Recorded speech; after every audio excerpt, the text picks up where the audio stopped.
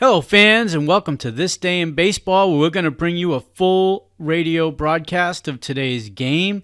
And before we do that, I just want to thank Classic Baseball Radio, and there's a link in the notes where you can check out their full channel. They have many great radio broadcasts. And while you're listening to today's game, if you want to check out much more about the game and the players, look on the links below, and you're going to see links to player pages, the date the game happened, the year it happened, and the play-by-play. Enjoy the game, and check out the links while you're watching the game, and please don't forget to hit the subscribe button so that every time new content comes out, you're going to get that firsthand. And thank you again for checking out This Day in Baseball, and enjoy the game.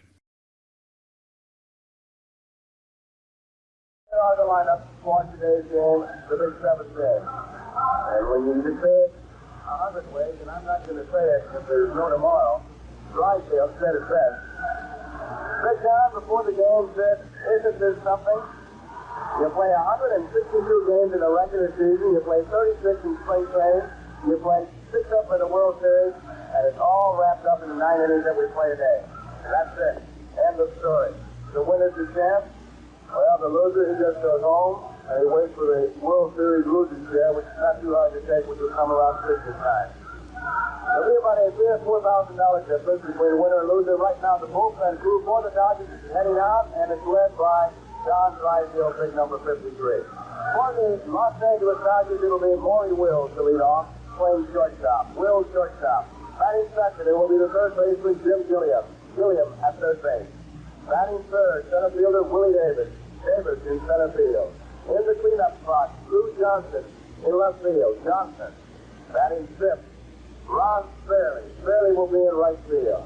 Batting sixth, it will be the first baseman, Wes Parker. Parker at first base. Batting seventh, the second baseman, Dick Trudusky. Trudusky to second base. Batting eighth, John Roseboro, the catcher. Roseboro, the catcher. And batting ninth, starting pitcher, Sandy Koufax. Koufax, batting ninth. For the Minnesota Twins, leading off will be the shortstop, Antonio Versailles. Versailles is shortstop. Batting second, the center fielder, Joe Nosek. Nosek in center field. Batting third, the right fielder, Oliva. Tony Oliva in right field. In the cleanup spot, third baseman, Killebrew. Harmon Killebrew at third base. Batting fifth, the catcher, Earl Batty. Batty the catcher. Batting sixth, left fielder, Bob Allison. Allison in left field. Batting seventh, Don Mincher at first base. Mincher. Batting eighth is Quillisi. At second base, Quillisi. And the pitcher is Jim Cox. Cox against Koufax. The umpires for today's game, it'll be Ed Hurley of the American League behind the plate. It'll be Tony Benzon of the National League at first base.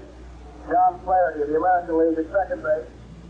Ed Sudol of the National League at third base. Down the lines in left field, Bob Stewart of the American League and Ed Barco of the National League. This is it. The seventh game of the 1965 World Series. And there'll be Koufax to start and Jim Cox. It was interesting to listen to the way that Sandy Koufax came to find out that he was the pitcher in the clubhouse without much ceremony. Walter Alston walked over, put the ball in his locker, and that's the way they tell you. And now, ready to bring you the play-by-play from the Philadelphia Phillies, here is Byron Scott. All right, Joel, thank you very much, and hello, everybody. Bloomington, Minnesota, right down to the last game of the World Series. And of course, Scott and Koufax have not been strangers. They've battled each other here and in Los Angeles. The first time around, Cox came off the victor, and the last time they met in Los Angeles, it was Koufax winning.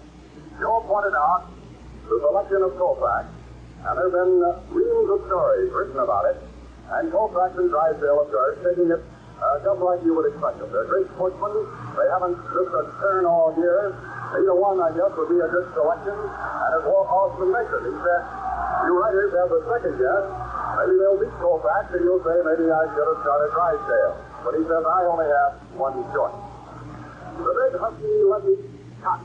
So much is riding with him. He was an 18-game winner over the years. He pitched a brilliant game here in beating Koufax, and then was knocked out in the third inning at California. It's another packed house. The temperature reading here in Minnesota is 60 degrees. The wind is out of the northwest at 9 miles an hour, blowing to left. If anything, the ball is riding well to left field.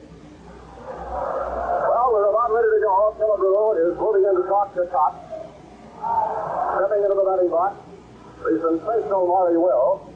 He has hit safely in every game in the series, and by far is the best hitter, batting at .423. And as you would expect, that infield has punched and moved in on Will. He'll be up right-handed now, and here is Cotton's delivery, and the first pitch is low inside for a ball 1. And your World Series game is underway.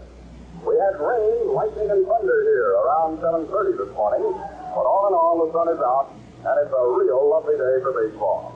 Will Gilliam and Willie Davis just started off in the top half of the first inning. The sturdy left-hander Cox set to go, spins and delivers, and it's low inside, ball 2. He is strong, is Cox. Just taking pitches, great confidence in himself, and an excellent fielder. Holds the runners on well. And I think another point that Austin made, he's also a good hitter. In the selection of Koufax today, here's a strike. 2-1. Wells is almost unpredictable at the plate. He can punt, he can hit the ball through the hole, he can bounce that ball through the infield. He swings and fouls this one off on the first base side. 2-2. If you followed this World Series, actually the games have not been close at all. One team or the other gets in the lead and just goes on to win it. Minnesota with great confidence. Here's the pitch. Wells is caught on the outside corner. There he is, all him out on strike. 1 out. Now Jim Gilliam moving up. He's a steady, hard-working third baseman. But in the years that he's been with his club when they were in Brooklyn, when they came to California, he's been in more World Series than any other Dodger ball player, and he's made a lot of money on just the World Series route alone. He's a quick hitter batting right. Swings a base hit to left field. Racing on over is left fielder Allison for the pickup. It'll be a single for Jim Gilliam, and it is fifth hit in the series. First ball hitting, and the Dodgers get a base runner.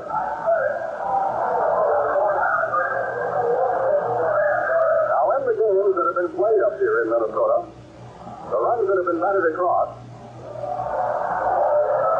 Bailey has hit a couple of home runs, Rosebud drove in a run, and Wills, but that's about it. Willie Davis stands there, a swing and a left strike one. Willie is a tall, lean left-hander. He really gets his cuts at the plate, and he's up against a tough, rugged left-hander right now. Cox. Willie has 6 hits and 24 steps to the plate.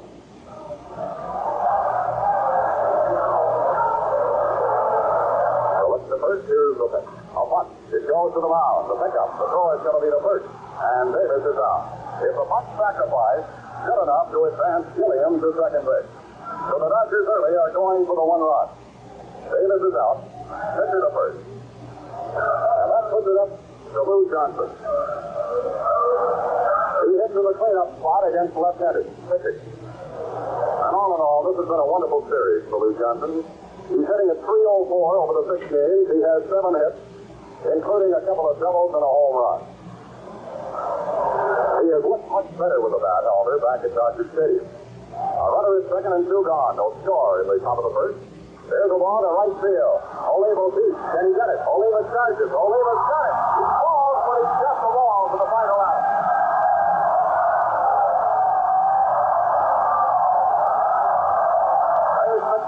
Catch by Tony Oliva for the final out in the first inning. No runs for the Dodgers. 1 hit, 1 left. Score at the end of a half inning to play. Dodgers nothing, Minnesota nothing. We'll be back with more exciting action from the 7th game of the 1965 World Series after this.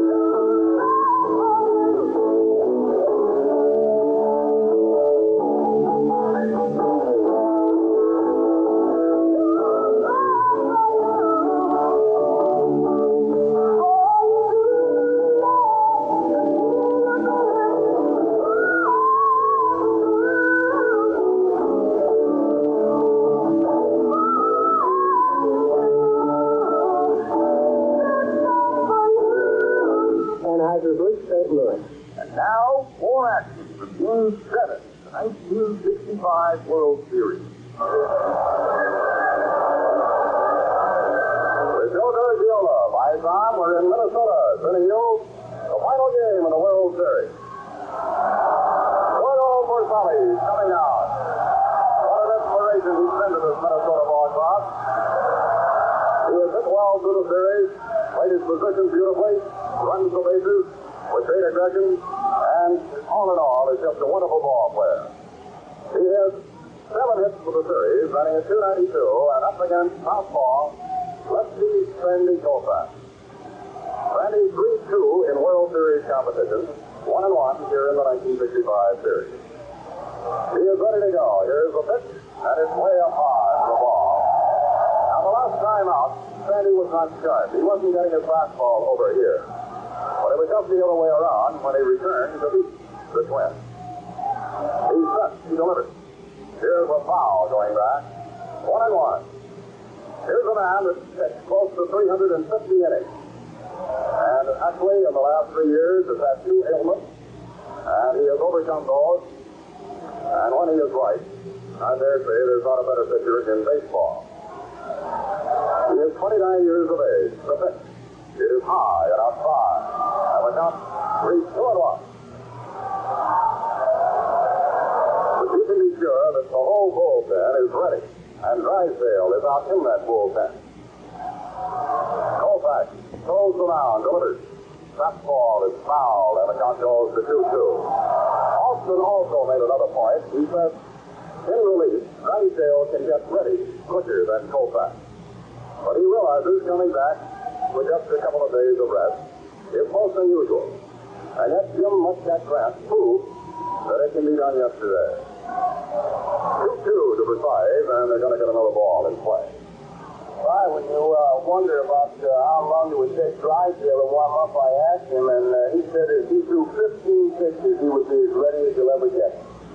That's pretty quick. That's right. There are some of those old bullpenners that stay out there all year long to get ready with 4 or 5, but that's wonderful that Drysdale could tune up and get ready in such quick order. A foul is it now, but by 5. 2-2. First, it had been overlooked, I think, to some extent, that Drysdale also had injured the palm of his right hand the last time he pitched. He was a batter, and a bat was splintered, and it wasn't serious, and he said, I was ready if the manager called on me. Swinging, and that's all for the 5. The strikeout, so Koufax is off and running. A strikeout. Coming out is Joe Knoppert, NOWFPK. He's played well. He's played in center field, and actually has played a little more than Jimmy Hall. He's hitting at .250 in the series. He has 4 hits. They play him just about straight away. No score. We're in the first inning. The pitch. Swinging and a miss. Strike 1. The infield, Gilliam, Wills, Suzuki, Hodges. In the outfield, it's Lou Johnson, Willie Davis, and Ron Fairley. And it's Roosevelt, the durable, behind the plate. Foul coming back toward the best spot. 3-2. This is Mr. Ed Early of the American League, working the balls and strikes today. He worked in the same position in the first game of the series. That ball, apparently, has come down from the screen and rolled right back to the ump.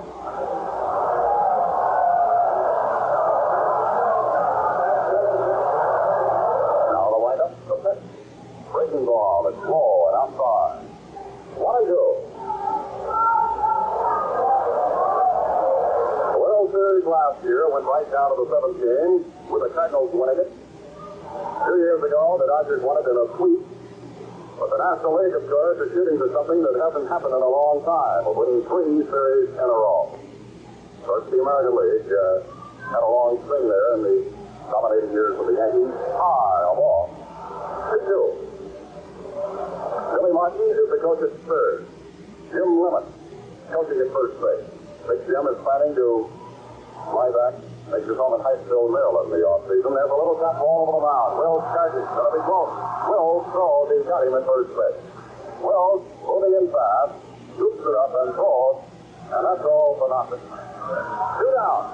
Tony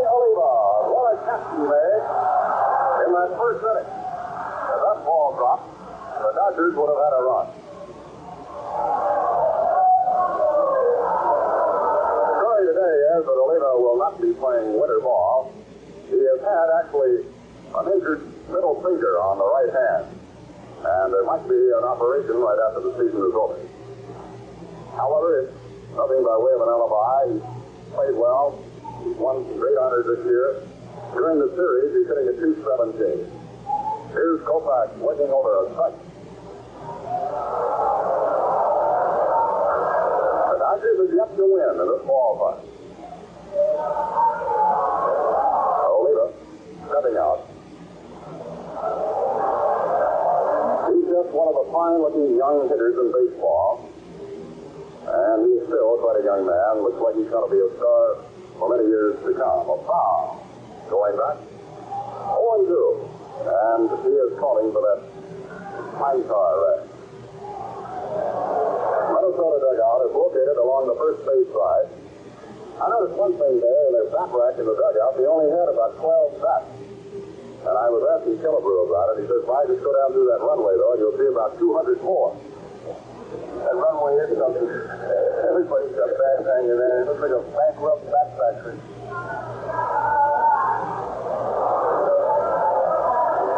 And Oliva is back in. 2 out, nobody on. Pitch by Sandy, inside the ball. Now in the game, the Kopech pitch. In the fifth game of the World Series, he was going like a machine. The Twins didn't get a hit until the fifth inning, and that was a high fly ball that Willie Davis misjudged. Finally got his glove on, but couldn't hold. This one's high and inside. And through that game, Kopech only allowed 4 hits. 2 balls, 2 strikes.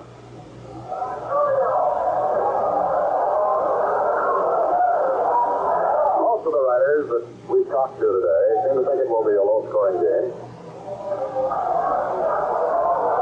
And Oliva keeps stepping back, grabbing a handful of the pitch.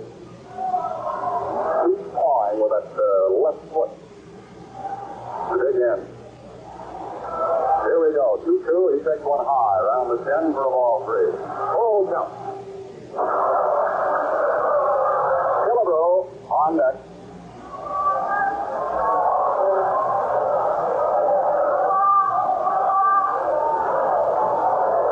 Here we go. The big pitch to Oliva. He cuts another one. Foul and saves the last. Well, it's standing room only. Tickets are scarce. They were selling them at a premium here this morning and last night. And this great little community of Bloomington, St. Paul, Minneapolis, they're just wild with excitement. This is probably the greatest thing that has ever happened to this area in the Midwest, the World Series. On radio, wherever you listen, they're giving reports about every 10 minutes. The pitch. It is inside. What? So Minnesota gets the base runner. And here he comes, the big Killebrew. Heavy set right-hander. 5 hits in the series. Batting at .278. Killebrew has 1 home run in the series. And that one was picked up against Drysdale in Dodger Stadium. The pitch is wide, a ball.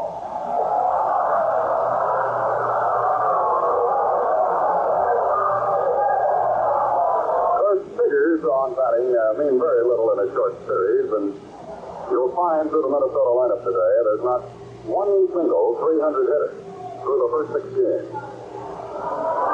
Versailles has the best average. 2 out. Working from the stretch. Breaking ball. It's low. And the count is 2-0.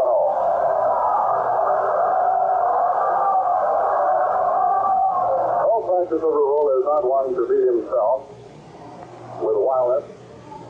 Probably the wildest streak he had all during the year was in the All-Star game, which incidentally was played here.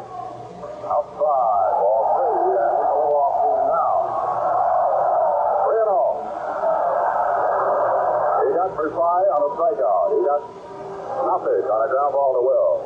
He ran a full count and lost to Oliva. And now he's behind 3-0 to the Killers. So Forsythe appears to be relying heavily on his curveball. Here we go. And it is up high. He missed with his fastball that time. So he has walked his second man in a row. And this is a little unusual. And we've got some action going in the bullpen. Don Drysdale, already warming up right under the scoreboard in right center field. A lot of people were wondering if Sandy should get in a bit of trouble here, how soon would they make the move? And as Joe pointed out earlier, he thought that he would go with Koufax. He figured if he brings Drysdale in, if there comes a time when he would need possibly a pinch hitter, he could still leave Don in because he's one of his better hitters. And then he could still resort to more left-handed pitching by way of Aronofsky, or if he had to go to Miller, a right-hander. So there's been a lot of thinking and planning for this final game. Here comes Earl Batty to bat. Ready to go now with 2 men on. Batty's another hard-swinging right-handed batter. The pitch to him. Peter Boomer, strike one call. Batty is hitting at 143. It was in the 6th inning that the Twins got rid of Koufax the last time he pitched here. Batty, incidentally, had 1 hit of that game. Here's a strike two call. Back-to-back walks given up. Last of the first inning, no score, but Minnesota with an early threat. 2 out.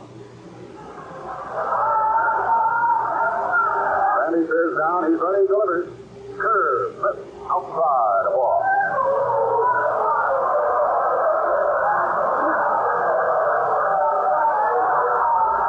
On deck is Bob Allison.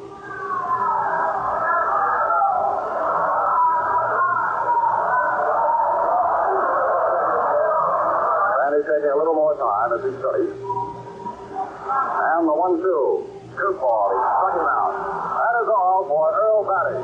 Koufax will get his second strikeout. Minnesota, no runs, no hits, 2 left on. The end of 1 inning of play from Bloomington, Minnesota. Dodgers nothing, Twins nothing.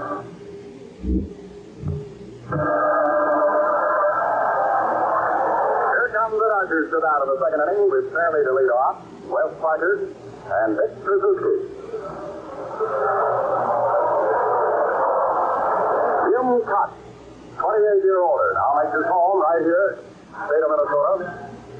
He's probably as big a pitcher as you'll find. Goes well over 6 feet, weighs about 212 pounds.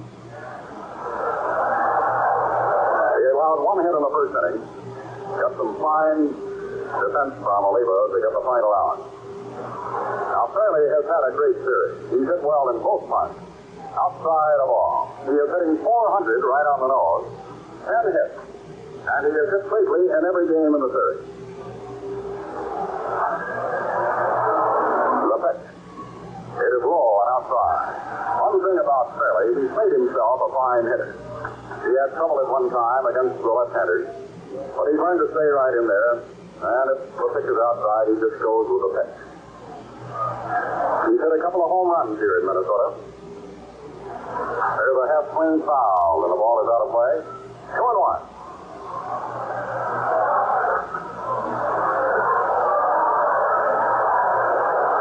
No score, only 1 hit in the ball game. Battle of the left-handers today, and there's one to left field, but it's going to go foul, and it's into those field seats. 3-2.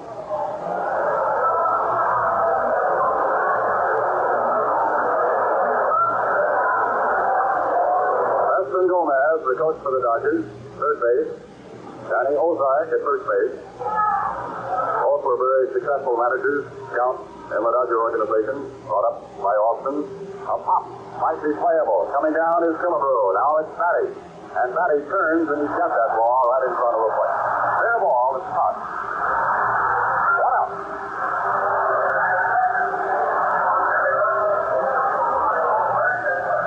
Here comes Wes Parker. He'll be batting right-handed. Has 5 hits in the series, including a home run. Scott is ready to go. The pitch. Here's it goes, strike one. Now, Parker actually hitting as a left-hander probably will get a better average, but he believes he has a little more strength on the right side. Defensively, he's about as good as you can find playing at first base. One out. Here's the pitch. Curveball is popped foul, first base side, and there's Minker edging over, going to be struck out. He's got it. Second out. Dick Suzuki. Dick, of course, is a great asset to the Dodger ball club for his defensive work. And he felt badly yesterday that he committed an error just before the Ellison home run. As far as I can figure it out, it's the first error he had made in the World Series, and he played all through the 63 World Series. Crowds over the plate. He tapped the ball to third base, but it's foul.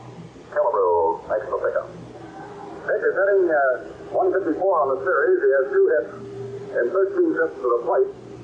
And actually, had it not been for an injury to Lefebvre, he probably would be riding the bench. Lefebvre is still hobbling around and not able to play. Here's pitch too far. Curveball, and a good one. The cut is 1-1 in the series, and every time up it's been against Koufax. He delivers. High, a ball.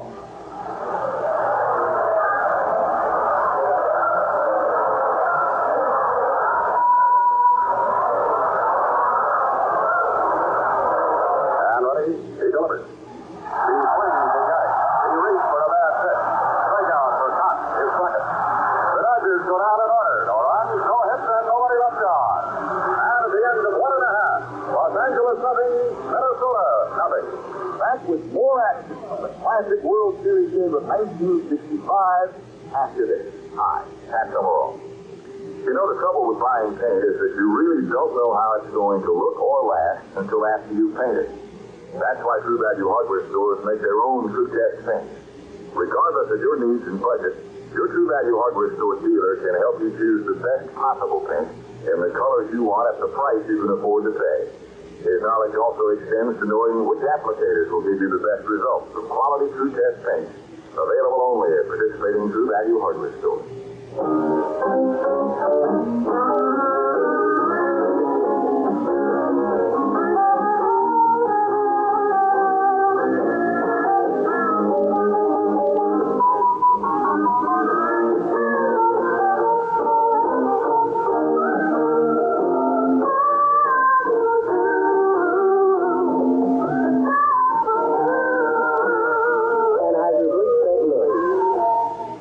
NBC Radio is presenting a rebroadcast of Game 7 of the 1965 World Series.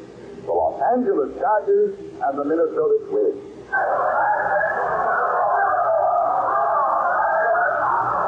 Here's the burly Bob Allison to lead it off.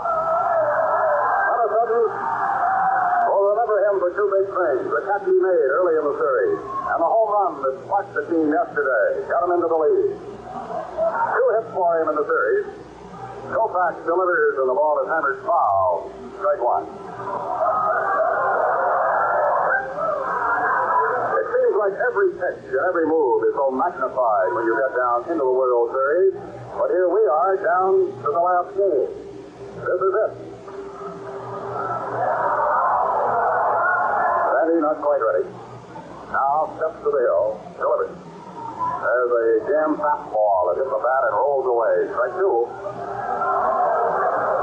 There was a story that Osteen yesterday, after getting 2 strikes on Allison, and with a score 0-0, actually got his cleats caught on the mound. And with a short stride, he knew that he had served up a bad pitch.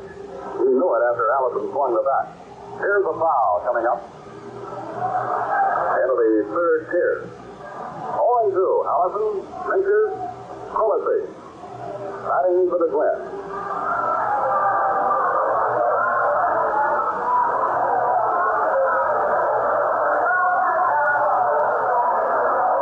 There it is. Swinging on a curveball, and that's all. Say that, for one thing, Koufax has really had a string on Allison. The last time that Sandy pitched, he struck him out twice, and the time before that, Sandy struck him out 3 times. With 1 gone, it's Minker. striker for the Twins. He has 3 hits in this World Series. Next call. These pitchers don't waste much time on the mound. That fella Grant yesterday is one of the fastest workers I've ever known. Here's a pop foul, third base side, Gilliam giving chase. He might run out of room. He does. It's into the field seats again. Strike 2.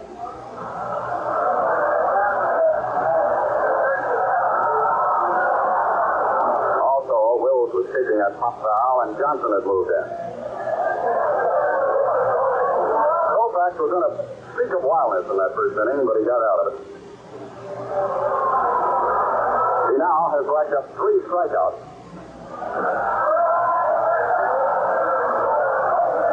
He delivers. Foul on a curveball. Sandy's best curve is an overhand pitch. As Joe has described it, what the old timers used to call the drop, and it really breaks off. The pitch. Low ball.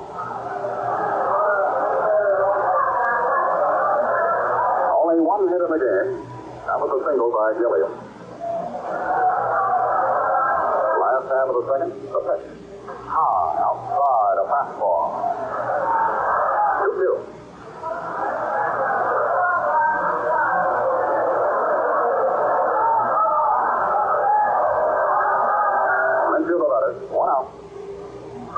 He's out. Strike 3 call. Curley has waved him out. And here's the 4th strikeout. For Sandy. The other 3 were swinging strikes. And Frank Quillisi. Young man was an unknown when the series started, I suppose, to many of you people around the country, but not anymore. He's played a fine brand of baseball at second base. He has 3 hits in the series. 2 of those coming in 1 inning in the first game. A pop out near second base. Wills in position. Wills backs off. He's got it, and that's the 3rd out of the inning. No runs for the Twins. No hits for nobody left on. And at the end of 2 innings of play, the score is 0-0. No question in the first couple of innings, the pitchers have been in deep shut, and it appears it's going to be tough to get runs today in Minnesota. This series has been covered by several hundred writers. Many of these fellows have not only covered a ball club during the season, or spring training, but many have been on the West Coast and followed the action of the closeness of the race in the National League, and then they're into the World Series. These fellows are from all over the United States, and many of them are pretty happy the series is coming to a close, ready to get back home. Here's Roseboro to lead it off, outside a ball. Johnny hitting at 154 with 5 hits in this series. Delivered. Ball hit the right field down the line. Is it fair or foul? It is in there. Here goes Roseboro. He'll head for second, and he'll make it with a double. Sliding in. 2 base hits down into the right field corner. So the first extra base hit of the ball game, and the second hit off Cox. Johnny has picked those 5 hits in good spots, however. He has 3 runs batted in through the first 6 games of the series. Koufax is taking his time now. There was a point that Austin made today, Joe. He said, I know Drysdale's a better hitter, and actually if I get Drysdale in the game later, I won't have to pinch hit for him. This one, too, is a game like this one, every little bit, I'll tell you. They're looking for the bunt, however, here. Cox delivers, and Sandy fouls it back, and out of play, a strike. He'll have to make Killebrew feel that ball as close to that mixture is by, and I tell you, you better keep a list for a batter who likes to throw, and that fellow second base Roseboro is vulnerable only because he has to get a good enough lead to make it on over to third base. One attempted miss is always the one who gets the base runner in trouble. Correct now. Cox delivers. Koufax lets it go by high. 1-1. Sandy, last time he was in the game, and Los Angeles struck out 3 times in a row, but later did get a single off Jim Perry. He's not too bad a punter. Of course, the idea here is to try to get Roseboro up there to third base. Take outside a ball. Coach Cox coming off that mound and covering, as Joe pointed out, the third base side. Here comes Versailles then to talk it over.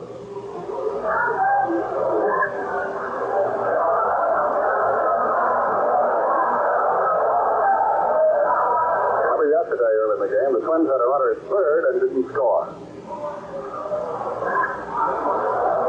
Harper Spies holding Roosevelt pretty close. And Sandy has to back away from a pitch that almost hit him. Ball 3. Came very close to hitting. 3-1. Wills on deck.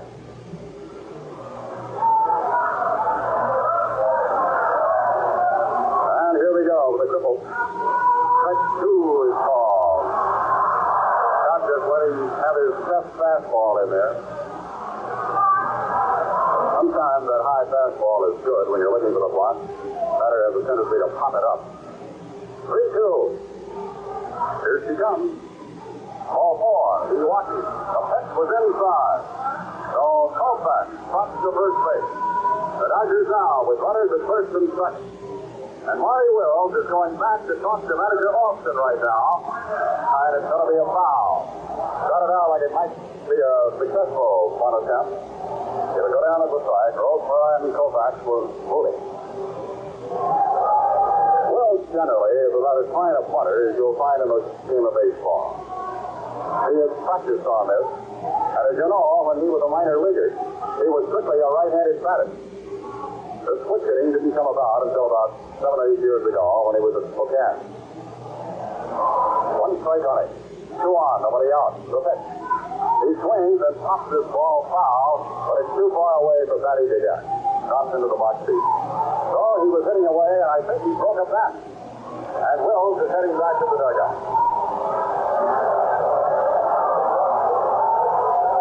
Gilliam picked one out for him, but he's making another selection. 2 strikes.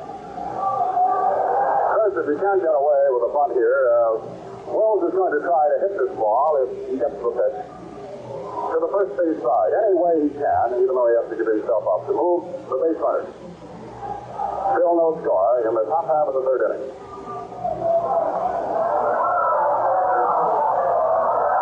Here we go now. Top delivered. There's the ball. Pop foul. It's up the square. Most of the people that come here today with various gimmicks, a lot of cameras, binoculars, and all in all, just a beautiful October day for baseball. And so much riding it straight. The winner takes it all today.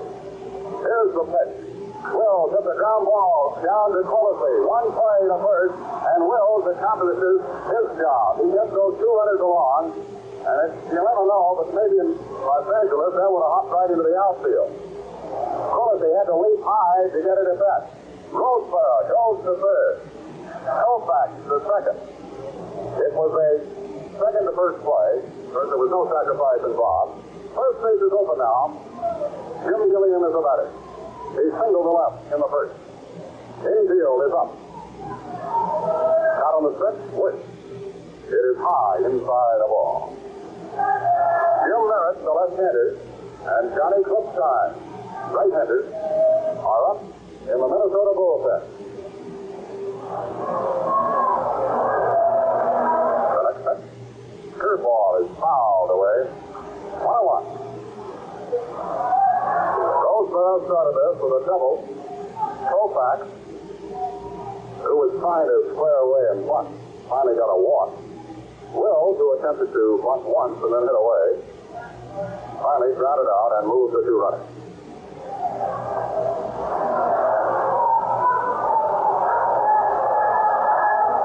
Caliber oversized, quality mixture up very, very close. The pitch. Low and into the dirt. 2-1.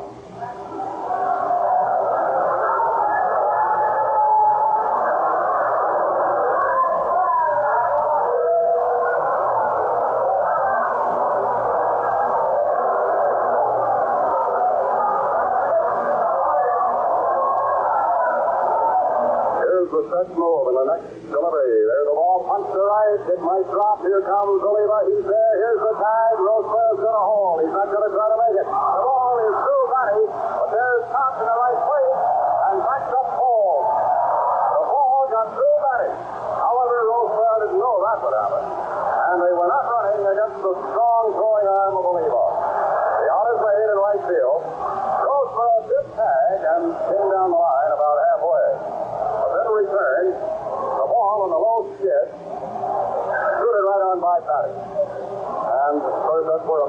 pitcher should be, and that's where Koch was. So 200 gone. Minnesota can back up its infield. And here is the left-handed hitting Willie Davis. That's the second time that the Dodgers have failed to run on Oliva. To give you the respect that they have for his throwing ability, Willie fouls one down the line, a strike.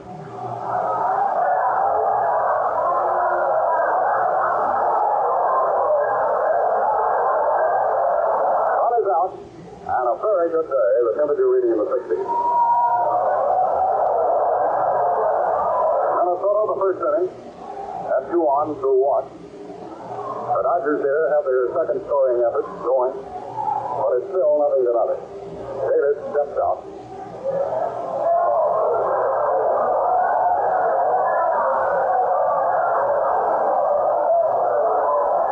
First base is open. One strike on the batter. Here's the pitch. It is high, a ball. 1-1.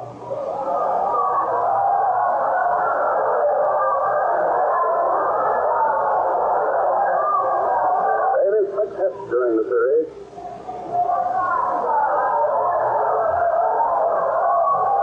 Left-hander Koch delivers a pop-up. It's just at the plate. Matty turns. Matty is off on the foul side. He's got it. Right around. That's all for the California. 4 runs, 1 hit, 2 left. Score at the end of 2.5. Dodgers nothing. Twins nothing.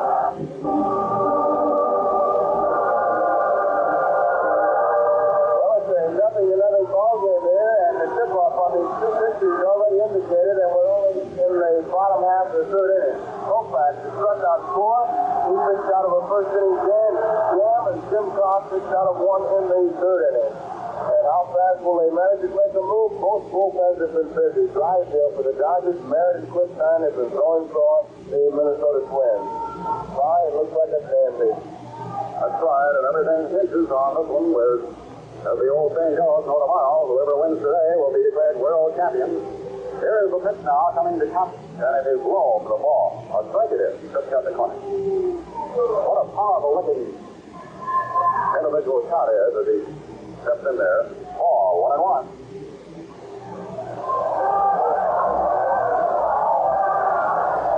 He has 1 hit in the series. He's been up 5 times. He misses. Strike 2.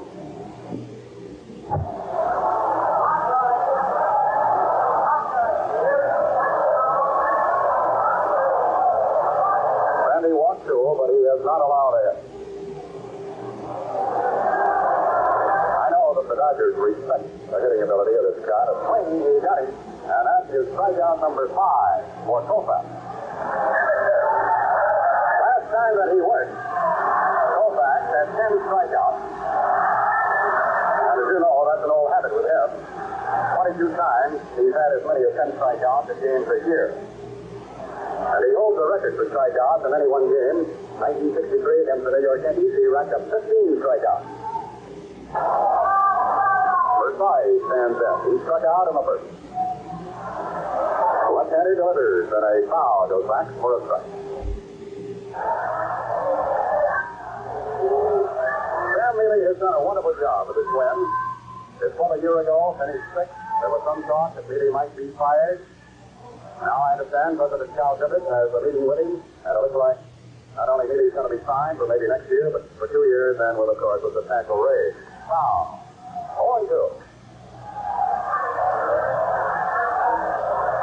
I know the Mealys have been expecting, Joe. I don't know if anything's happened in Quincy, Massachusetts or not. If it happened, it happened to 12:15 by...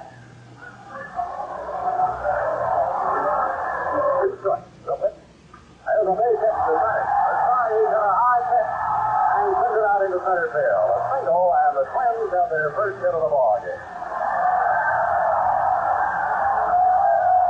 Outfielder Nothing.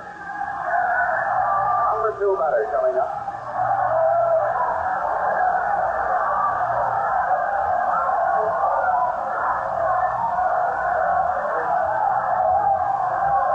Nothing bounced out. Kamari Wells, first inning, hit a 50 pitch.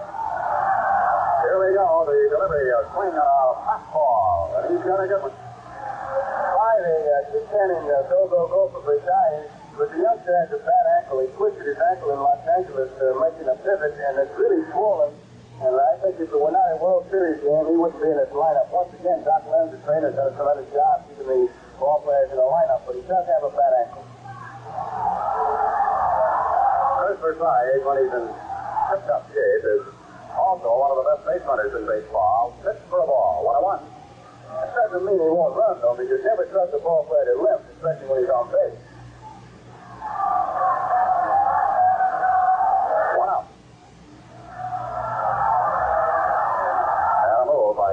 Sort of a lob throw over there to first base. And here's the pitch, and there goes the runner. A swing and a miss. The throw to second is late. And there he goes. He made it. Now there's a move here by the plate umpire. Nothing one. And apparently we've had either an interference call. Here comes Manager Mealy out, and Hurley is going through the motion of indicating that we might have had an interference call, Joe. I'm not sure, but they're calling Versailles back. I don't know if it's interference as far as catcher tipping it back. Then the Knopfler would get to first base, or if it's an interference with the throw, and Versailles has to go back, and that's it. Right now, Mealy and Ed Hurley are discussing it, along with Knopfler, who is just listening. It could be an obstruction more than an interference. Knopfler, apparently that's what happened. Interfered on the throw, so it's really a double penalty in a way, and if Versailles has to go back and Knopfler is out. That's a call you don't see made very often in baseball. Hurley was right on it. There's in the action of Versailles going. Knopfler going on the pitch. We couldn't follow that, actually, behind the plate. So Knopfler is out. Versailles has to return. And Oliva is coming to bat.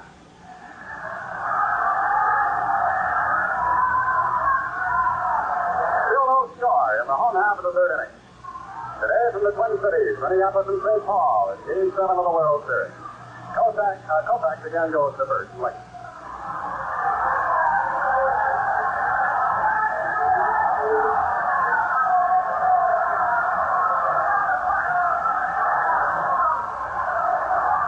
And there's a sort of a quick move by Koufax again to first base. Versailles getting back. And while this is going on, the attention focused to first base. Oliva backs out. Oliva got a walk in the first. Now to the plate. Powell coming back. Strike.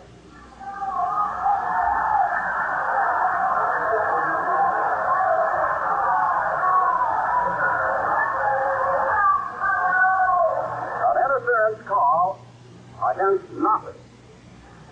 Once in a while, you'll get the interference call against the catcher. I know the Phillies had a catcher this year by the name of Pat Corrales. He was one of the outstanding rookies, and 6 times this year he was interfered by the catcher because he had a late swing. Catcher was up ready to grab the ball, and Pat would take a late swing, and interference would be called. All right, I moved to first again, but it's late, and Sandy again flips over that way. 2 out.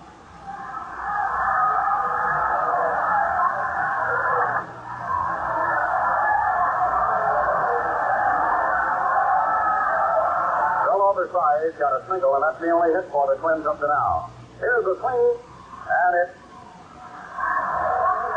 strike 2. 4-2.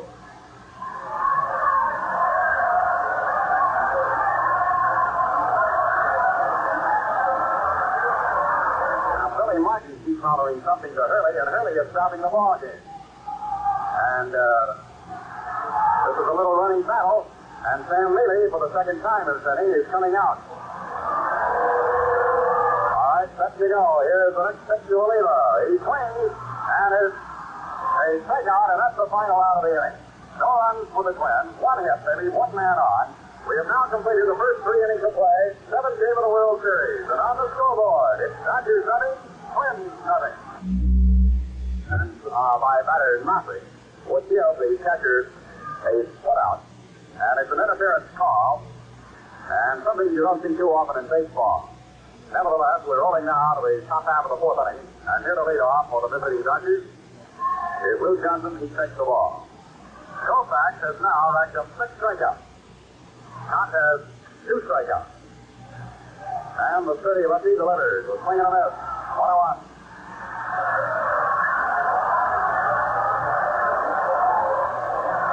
Johnson made a miss for a hit in the first inning. Now later, Sharkey caught the ball, but then fell down. Fly ball well hit the left field. Is it fair or fair? It's hit a long way, and it is a home run. It just got around the right side of the foul pole. So Lou Johnson has hit a home run and knocked the Dodgers right into a 1-0 lead. For Lou Johnson, his second home run in this World Series, and boy, is he ever happy if he comes over that plate. Hit a 1-1 pitch and hit it well down the line. His home run over at Dodger Stadium was also a shot down the left field line. He got that one in the 8th inning against a pitcher by the name of Mike. All right, Bailey hits one way back in right field, and that ball is in there. As right fielder Olivo stumbles to get it, Bailey is coming in with a double. A two-base hit into the right field corner. So Bailey comes up with his 11th hit of the series, and he has hit in all 7 games. So a home run and a double. That ball hit right at the base of the wall where it says 330. And there goes the hurry-up call to the bullpen. Still nobody out. Dodgers batting here in the 4th inning.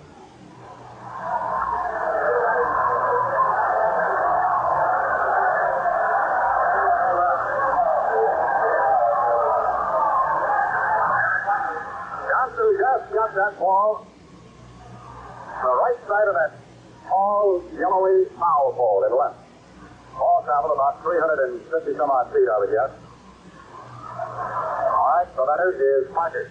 They're looking for a punt. There's a bounding ball to the first. Here comes Fairley around third. He will head and score. Oliva drops the ball. Parker's going to go on to second base, and he's going to make it.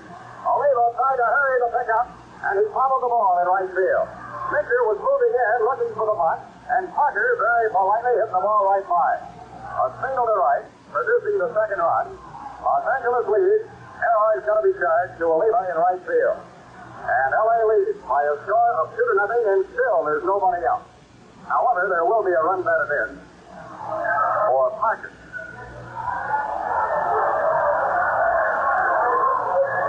Killebrew steps over to the pitching mound right now. Sometimes this will be part of a delay, and then the manager will come out if there is to be a change, but I don't believe so right now. Yep, here comes Neely. Neely is coming out. They have banged Cox for 3 consecutive hits here in the 4th inning. And with so much riding at stake in the outcome of this ball game, and Neely with a well-rested bullpen, he has had earlier in the bullpen Worthington and Merritt. And it looks like we're going to get the nod now, and we will have a change. For those that are just tuning in the game, Los Angeles has moved into the lead here in the 4th. A homer by Lou Johnson to give them a 1-0 lead. Fairley then pulled a double into the right field corner. Then Parker hit away and slapped the ball to right field. Fairley raced home with the second run, and when Oliva fouled the ball in right field, Parker moved on into second base. So we're getting the announcement. Now Worthington, pickleball runner, is coming into the game, and Cox will be leading after 3 innings with nobody out in the 4th. 2 runs charged against him. He leads with 1 man on, and he gave up a total of 5 hits. Well, Jim Cox gets a nice hand as he walks off with manager Sam Neely. It's a 2-11 ball game, top of the 4th, and Wes Parker is on at the second base. You know, it was almost prophetic to Johnson's home run on the bench before the game. Walter Alston holding a press conference, and of course everything you do in a World Series is magnified. And Johnson went to the bat rack and stopped to talk to the writers, or the writers stopped him, and all of a sudden Alston turned to Johnson and said, "Will you get out there and get some batting practice?" And Johnson said, "I didn't hit the ball good during my batting practice, so I should have a good day." So he hit a home run, and I can't imagine a better day than a home run in the World Series. Fairly a double, and I think if there's an underrated ball player, a fellow who's been talked about less than Ron Fairley, I can't figure it out, because this fellow's hitting every ball game. He's had the big home runs, he had a double here in this ball game. To continue his streak, he came around the score as Parker playing the Dodger game, tried to hit it to the right side. Ball bounced over Minch's head, and then when Oliva, a bit confused, stumbled and fell, Parker picked up a big base. Not only is he in scoring position, but it takes away the Double play threat, and of course, if Suzuki gets the ball to the right side, they got a man on third and less than 2 outs. Ready to go by, Worthington against Suzuki. Now, Worthington's an old hand. He's been with Evercross in the major leagues, then to the minor leagues, and he did work 2 innings in a series in Los Angeles. Here he is with a sidearm delivery, and it's a strike on Suzuki, and they're expecting the bunt. Worthington from Birmingham, Alabama, been in pro ball since 1951 when he started with Nashville.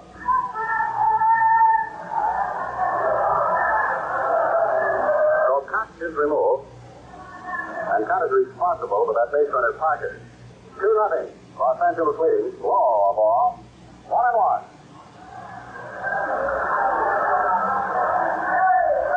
Worthington first came up with the New York Giants and went to the minor leagues. Came up with San Francisco, was up with Boston, the White Sox, Cincinnati, and now Minnesota. And upon a snap, the pop, and Worthington's got it. Killebrew just got out of his way, almost a collision. I think Harmon could have had it too, but the pitcher made it. So there's 1 out.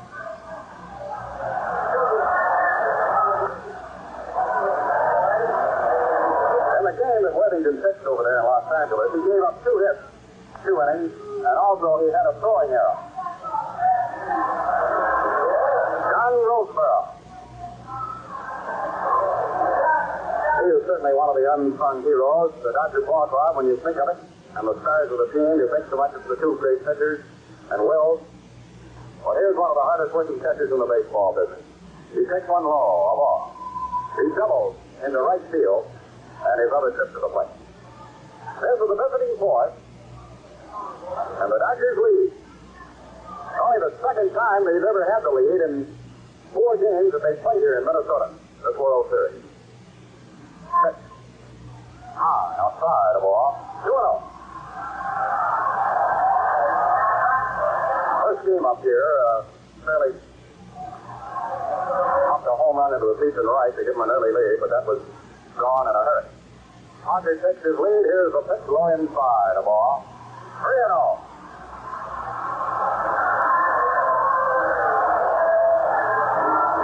Another packed house. It'll be close to 50,000 today.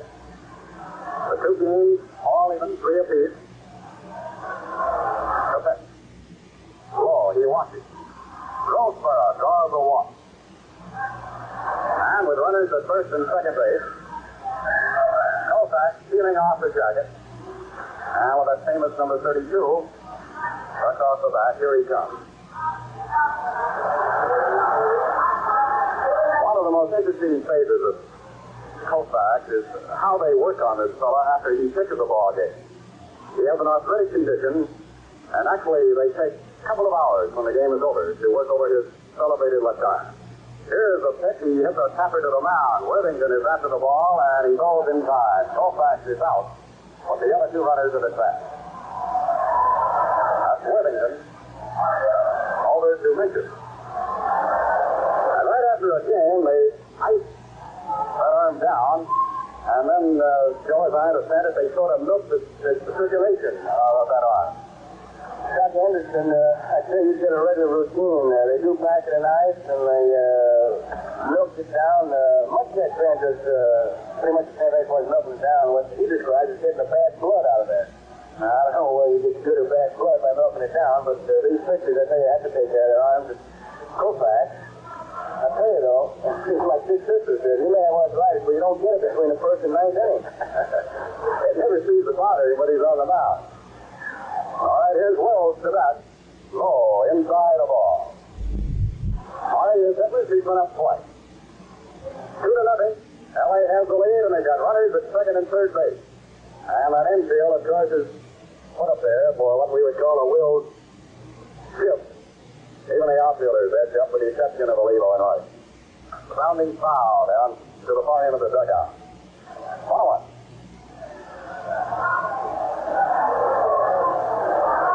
Up to now, the Twins can do no wrong in their own ballpark. The Dodgers can do no wrong in their park. Worthington delivers. Swing on a foul. 1-2.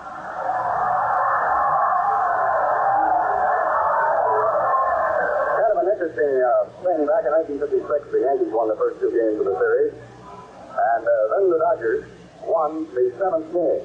But up to that time, each team had won at home. And in 1956, almost the same thing. The Dodgers won the first two. The Yankees won their games at home. And then the visiting team won the clinching game in the 7th. Low for the ball. 2-2. At no time in the history of baseball has there ever been a World Series, however, where each team won every game in its own ballpark. So that is a possibility here today. They're going to get another baseball in. 2 up, 2 on, 2 runs in, 2 balls, 2 strikes. This the top of the 4th. Left-hander Jim Cott has been KO'd in this inning. Right-hander Worthington delivers. There's a little pop fly near third. Killebrew should get it. He's off the line. He's got it. Foul for the out. The Dodgers 2 runs. 3 hits. There's an error in right. 2 left on. Score. Going to the home 4th. Dodgers 2, Minnesota. Nothing. Whichever way you look at it, this has been a great series financially. Another packed house here.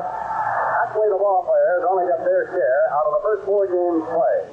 So it means that games 5, 6, and 7 means big finance and big doings for the front offices. And a wonderful crowd looking on here on a very pleasant October day. Here's Koufax pitching to Killebrew, and it is the ball. So they stick Sandy to a 2-run lead. He has now hooked up 6 strikeouts, and he has allowed 1 hit. He works. Foul coming back. Into the press row. 1-1.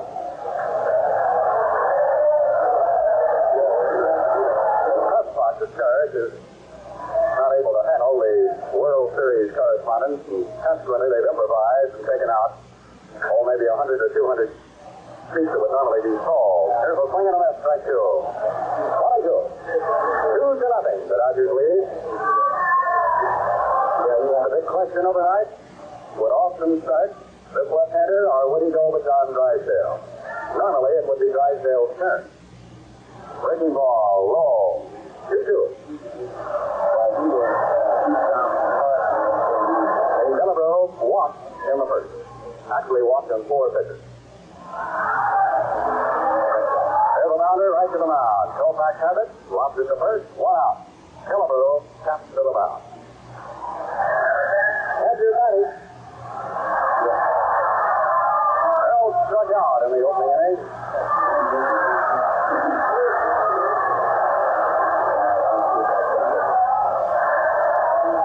He has gone up against Koufax 6 times in the 2 other games, and Matty has 1 hit, a single to left. Outside a ball. Struck out in the first.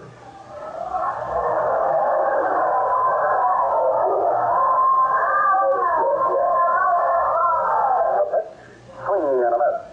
1-1.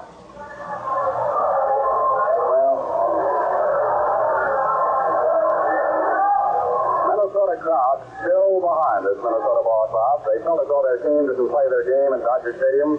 And it's true, they were a little bit embarrassed when they came back home. But they certainly made up for it in their game yesterday. So here we are in the deciding 7th game. All right, a 1-2 count. Matty the batter. 1 out. The pitch. Fly ball right center as well. However, Willie Davis should get to it. He's there, and he has it for the out. 2 gone. Outfielder Allison. He struck out in the second.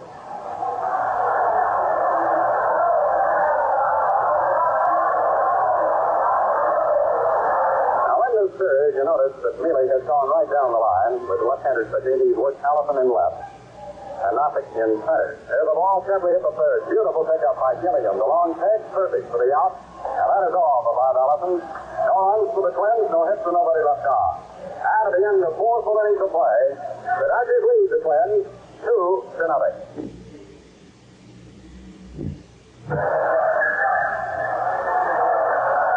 Here's the 5th inning with Jim Gilliam leading off. Nice on, Joe Gargiulo from Minneapolis, St. Paul, in the final game of the World Series. The weather good today, although rain had been predicted and we did have early morning showers. Metchie struck out, or rather, Gilliam is up for the third time. He had a single and slide to right. All right, a ball one. Gilliam, Davis, Johnson. Quick call. 1-1.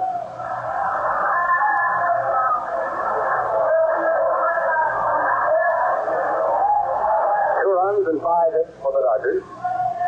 No runs, 1 hit for the Twins. This one's low and skips 5. 2-1. Al Whittington pitching in relief of Jim Cox.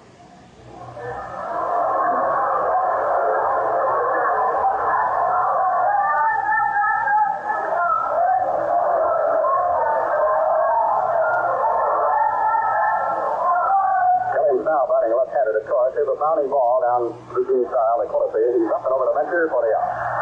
1 down. Outfielder Willie Davis. Willie came up with a lot of fanfare. He's a Los Angeles boy. At one time, he was actually a right-handed batter. And they made a movie about his life, which they were showing around to a lot of city clubs.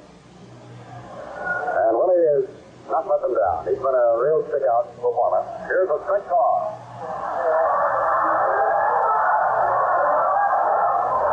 He's a free swinger. He breaks probably more bats than anybody else on the Dodger ball club. There's a pop foul. Killebrew coming off the line. He's in front of the Dodger dugout. He wraps it up.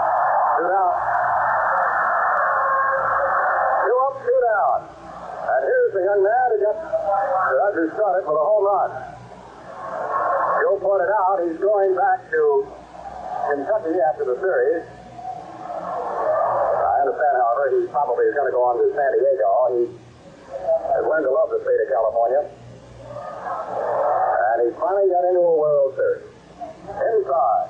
That's going to kick around for 12 years, and most of it in the minor league. He has hit well. He has 8 hits in the series, including 2 homers and 2 doubles. 2 up. One thing about him, he might strike out a few times. He seldom walks, and he always is swinging that bat. And he also gets hit frequently. I think he led all national leaguers in getting hit with pitches this year. Long foul to us. Strike 2. And even though it's been a great year, great series for Lou Johnson, he realizes that come next spring he'll have to fight for his life if he's going to make this club.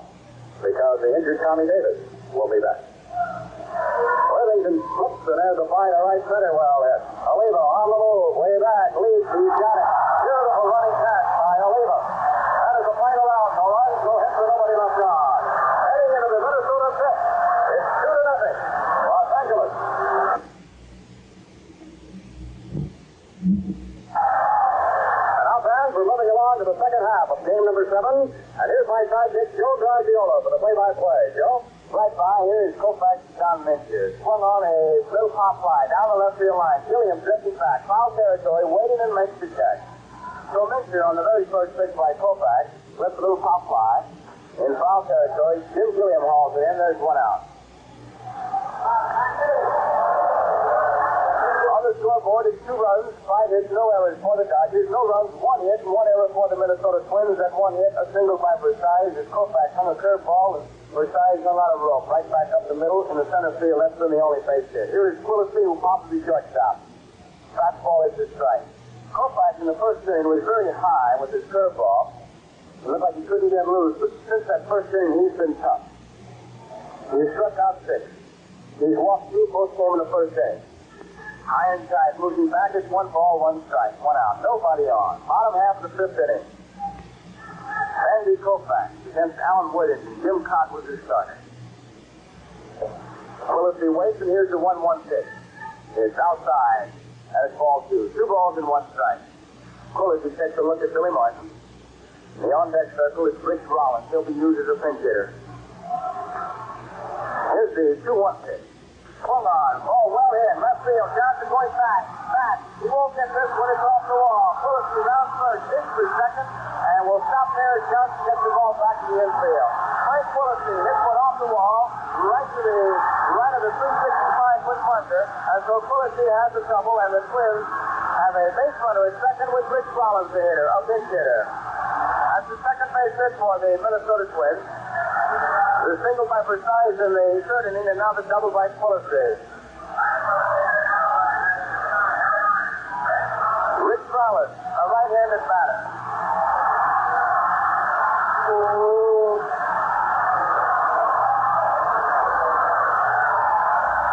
Quillisi at second base.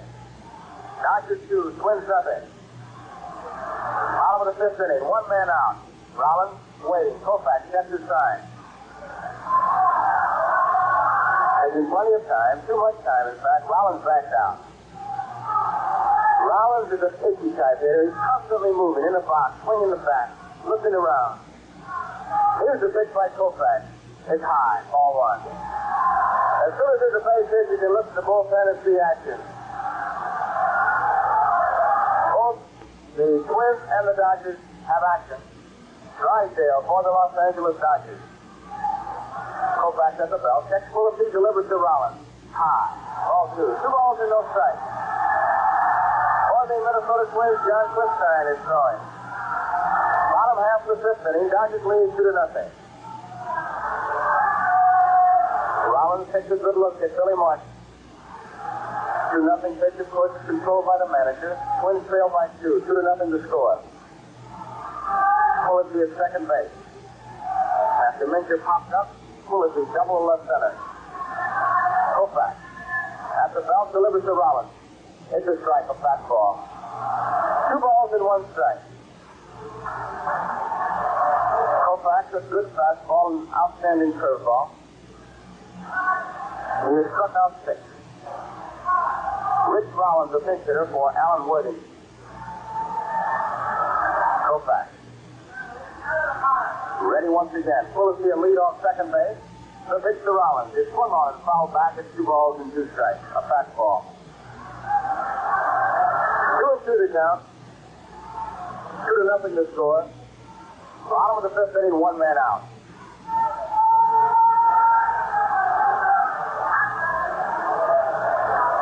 Outfield pretty much straight away. And deep for Rollins.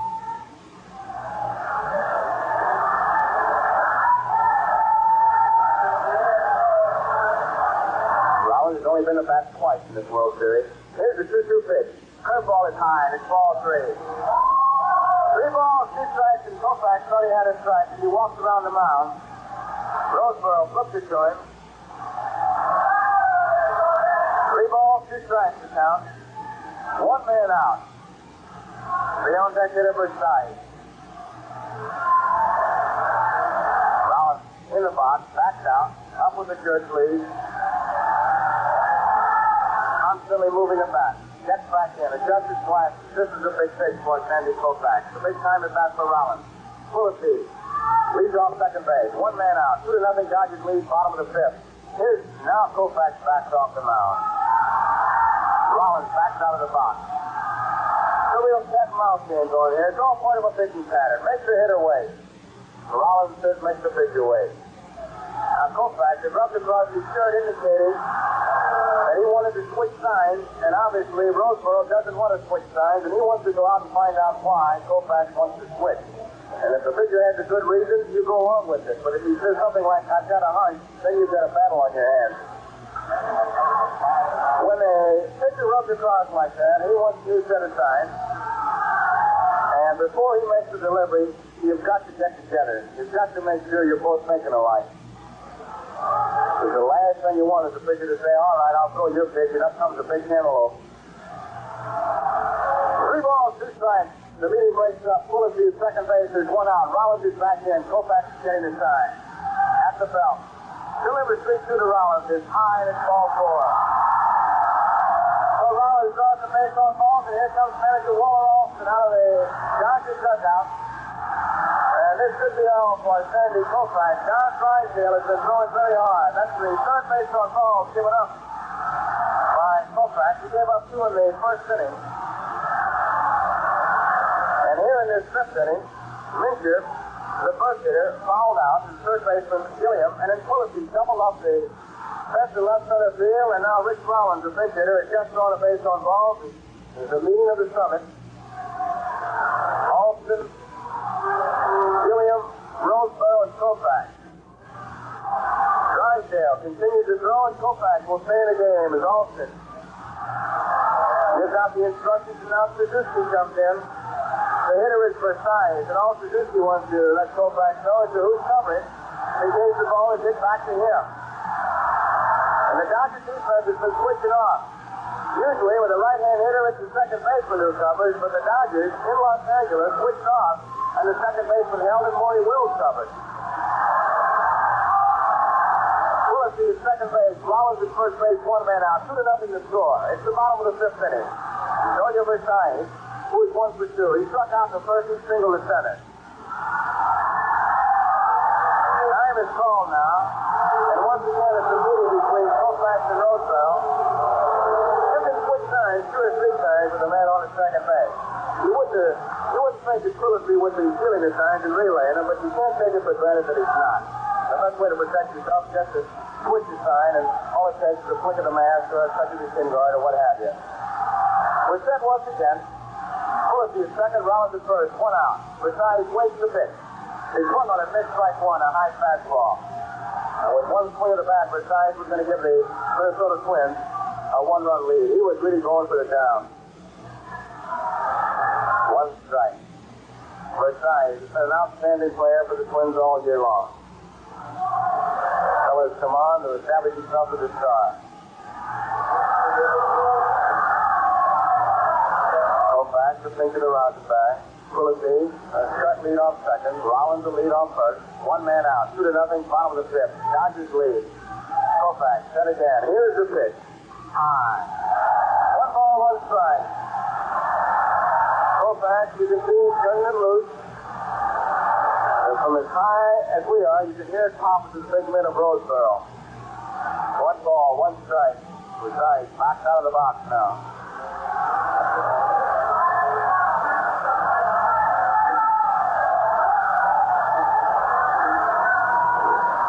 Outfield straight away. Infield is back. Koufax is ready. Checks the runners. The 1-1 pitch. Swung on. A foul ball straight back out of play. And the count 1 ball, 2 strikes. Drysdale continues to throw for the Dodgers. Clipstein throwing in the bullpen for the Twins.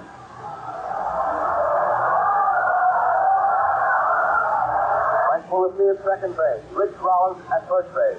Bottom of the 5th inning, 2-0 the score. Dodgers lead. 1 man out. Versailles waiting.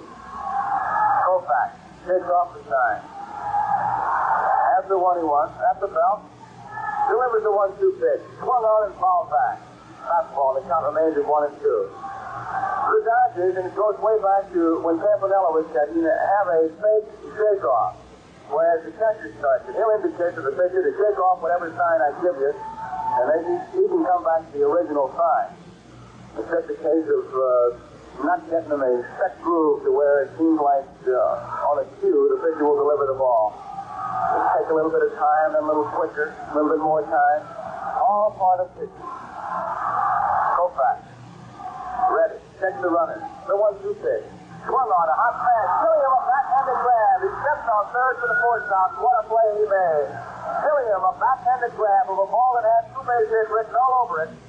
But Gilliam, with quick reflexes, a backhanded grab on 1 knee, was able to get back up in time to step on third. Sports Quillisi coming down from second. So there are 2 outs. So far, that has to be the key play of this ball game. And here is Joe Nothing. Nothing bounced out, then was out, as he interfered with John Roseboro, as Roseboro tried to throw out the stealing Versailles. Here's the pitch. High, ball 1.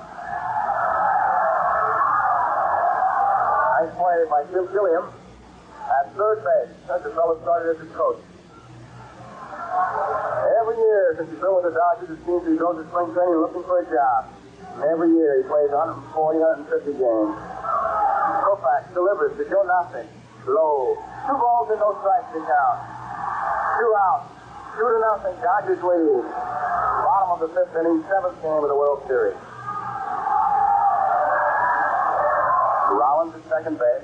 Versailles at first base.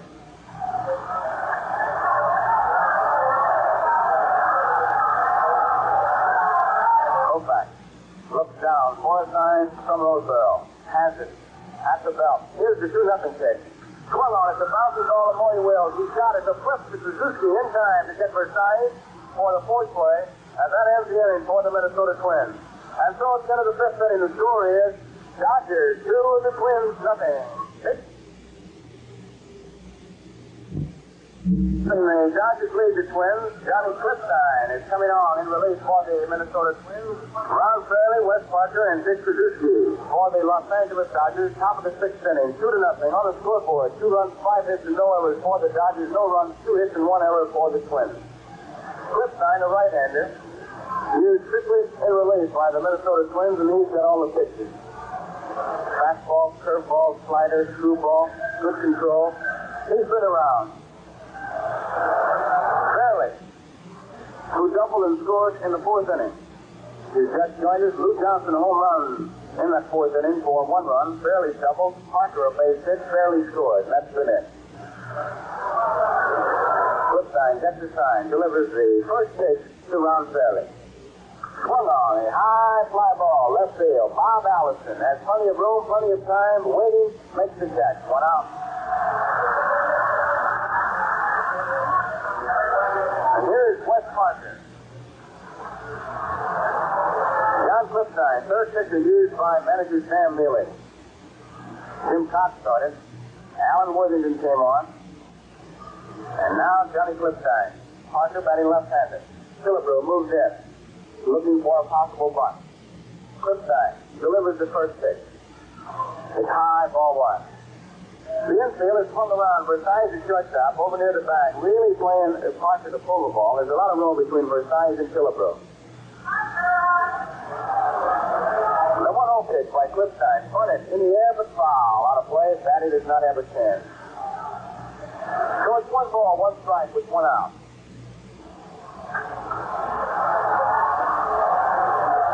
Ed Hurley ducks off the plate. John Clipstein rubs up the ball.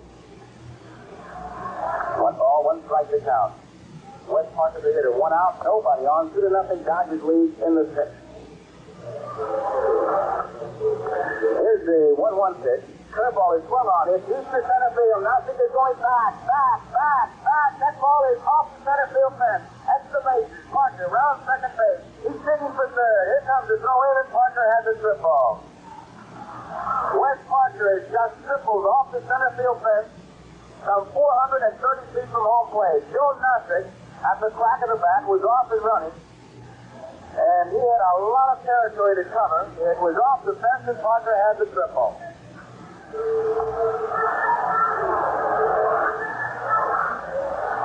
And the hitter, Suzuki, the infield now, with 1 out, has to come in. Dodgers lead 2-0. In the Minnesota bullpen, Jim Perry begins to loosen up. Suzuki, right-hand batter. Clipstein delivers. It's a strike, a fastball. Suzuki, of course, can handle a bat. Twins constantly watching Preston Gomez. They have to worry about a squeeze. 1 out, has to come in. Dodgers lead 2-0. In the Minnesota bullpen, Jim Perry begins to loosen up.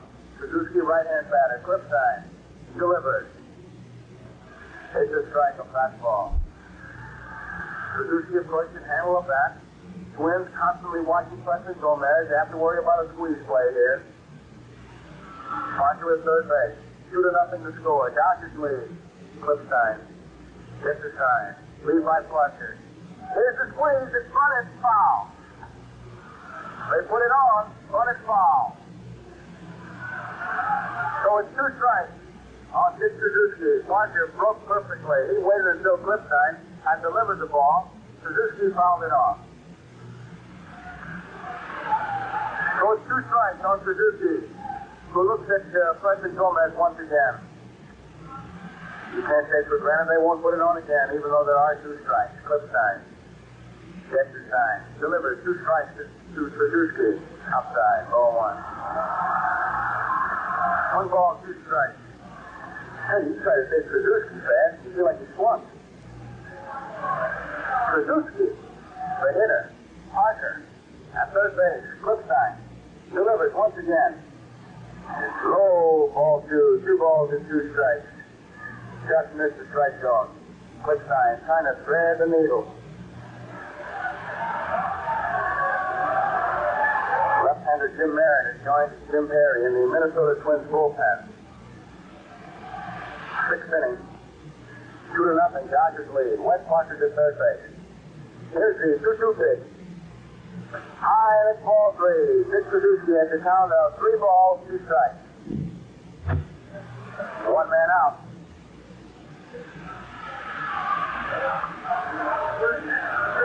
Wes Parker at third base. Clipstein delivers. Squeeze is put on, it's fouled off, and Krzyzewski is out on strike. On a 3-2 count, once again, the squeeze was put on. Krzyzewski fouls it off. It goes as a strikeout for Johnny Clipstein, and it brings up Roseboro. That's the way the Dodger ball club did it all season long. Pick up the big run any way they can. They're going to put Roseboro on. You get the Koufax. Roseboro had doubled in the 3rd inning, walked in the 4th. It was not an intentional walk, but it was about as close as you can come to an intentional walk without having the catcher jump out. Roseboro's anxious to hit, but they're way out there. 3 balls, no strikes. Here comes ball 4. So Roseboro draws the base on balls and it brings up Koufax.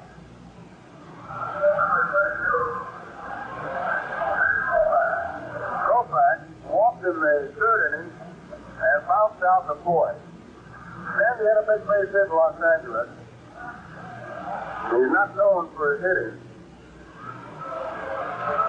But you remember that old phrase you used to holler on the playground, when you swing, you're dangerous.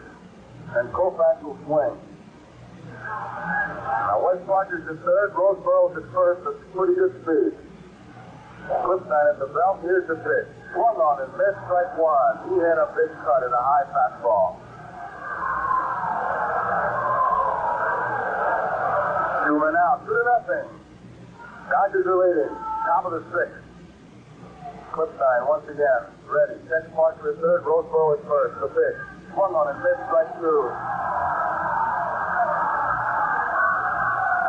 Roseboro takes a look, opens his hands as if to see if anything is on. And they try to draw a throw from Batty. Let's see. Parker's at 3rd, Roseboro's at 1st, 2 men out. Clipstein at the belt. The pitch is outside, and it's ball 1. 1 ball, 2 strikes. 2-0 the score. Dodgers lead. 1 ball, 2 strikes. Parker a big lead at 3rd. Roseboro at 1st. Clipstein delivers. Low, it's ball 2. 2 balls, 2 strikes. And this is as far as Clipstein would like to go. He'd like to get the decision right here. There's about 4 steps in the base runner Roseboro to get the decision right here on 2-2. 3 and 2, Roseboro will be off and running. There are 2 out. Clipstein checks the runner. 2-2 pitch. Swung on and missed, struck him out. Koufax is out on strike. And that ends the 6th inning for the Los Angeles Dodgers. And so at the middle of the 6th inning, the score is Los Angeles 2, Minnesota nothing.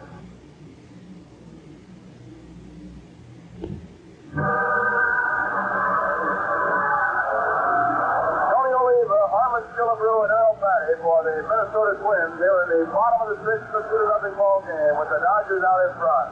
And the hometown fans start to whoop it up here. They won some action.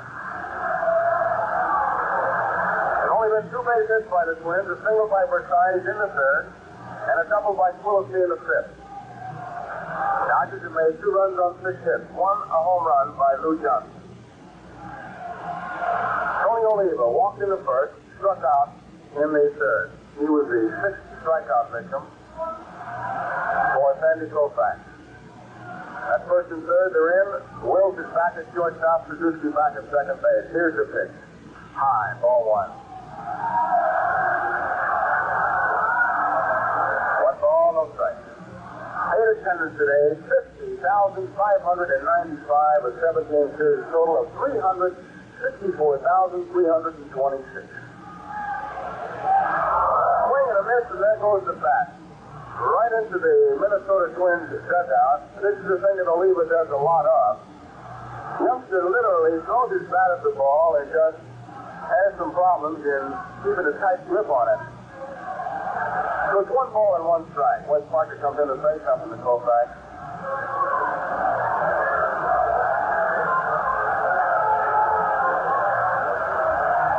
Boswell starts to throw for the Twins in the bullpen. 2-0 ball game. Bottom of the 6th. Dodgers out in front. Koufax takes a look around. Here's the pitch. Low and it's ball 2. 2 balls and 1 strike.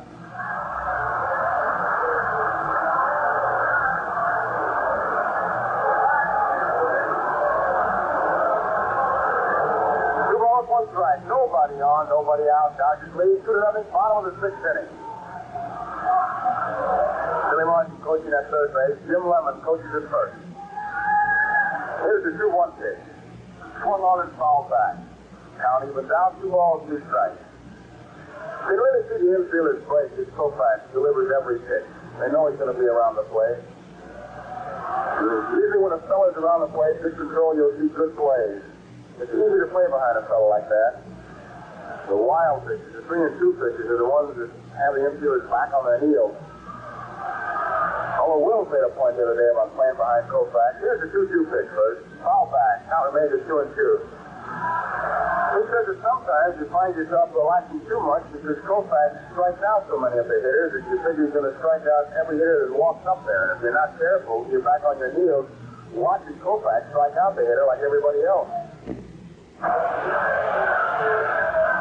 balls, 2 strikes.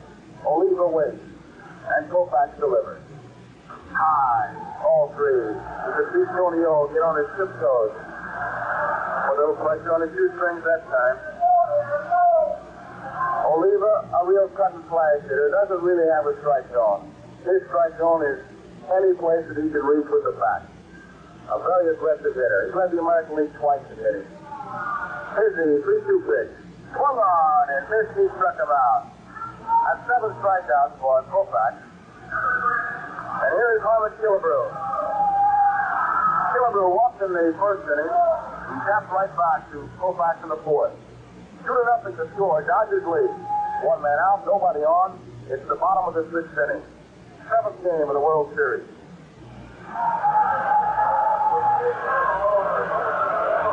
50,595 here today. Koufax, the curveball that stays high is ball 1. Koufax gets hit. That's kind of a high curveball that really gets you in trouble. 1-0 pitch. Swung on. High fly ball. Down the left field line. Wills gives it a chase. Johnson gives it a chase. And Johnson makes the play. Nice play by Johnson, who had to actually run around the left field umpire, who is Bob Stewart. Stewart tried to find a way to get out of the way of the on-rushing Gilliam from third base and Wills, and had to worry about Johnson hitting him from the other side. So there are 2 outs, and here is batting.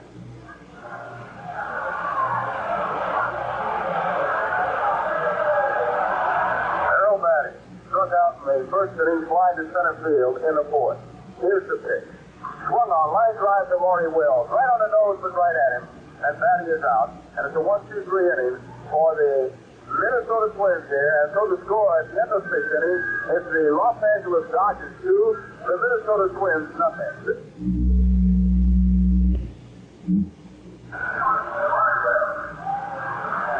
Now it's Maury Wills. And here comes the defense against him. Harlan Killebrew way in at third base. Don Minter way in at first base. Outfield is moved in as Johnny Clipstein gets the sign and delivers the first pitch. Who takes it outside, short enough to dip the front, and once again the action really goes. Quillisi breaks for first. Mincher and Killebrew break in. One ball, no strikes. Wills waits. Clipstein delivers. Swung on. A bouncing ball. Versailles to his left. A big hop. He's got it to throw. He's in time. Nice play. Jojo Versailles didn't waste any time. Getting more to his left. Once he gloved it, he really shot from the hip. He had to. You can't stop and think with Wills throwing. You better get that ball and throw. Versailles did just that, and they were able to get Maury Wills for the first down. And here is Jim Gilliam. Gilliam has made the defensive play so far in this ball game. He's 1 for 3. He's singled in the first inning. Extra strike, a fastball over the outside corner.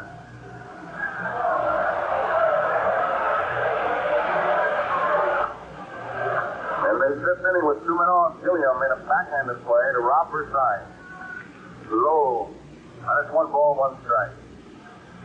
Ron Baranowski throwing for the Dodgers.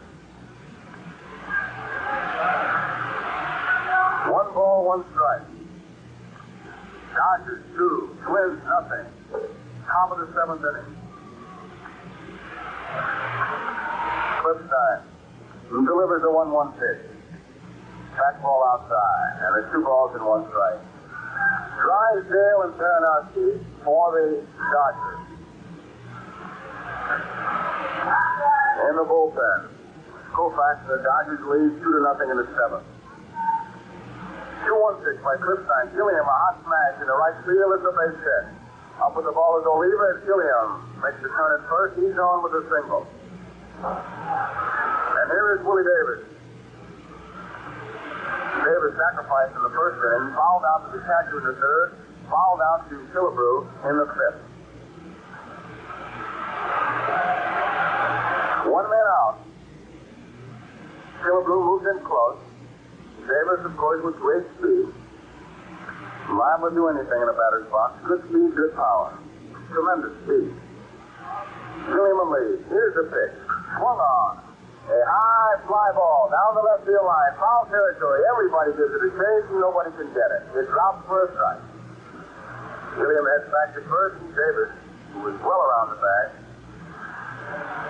Davis' speed has been described many, many ways, but I guess Al Campana, the scout for the Dodgers, described it best when he says that Davis has the kind of speed that he can stretch a stand-up double into a slide-in triple.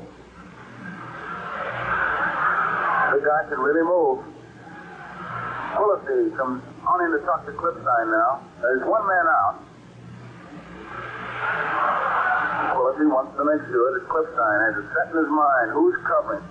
It's a basic play, but it's a constant reminder that infielders have to give pitchers. Sometimes in concentrating on a hitter, they'll forget.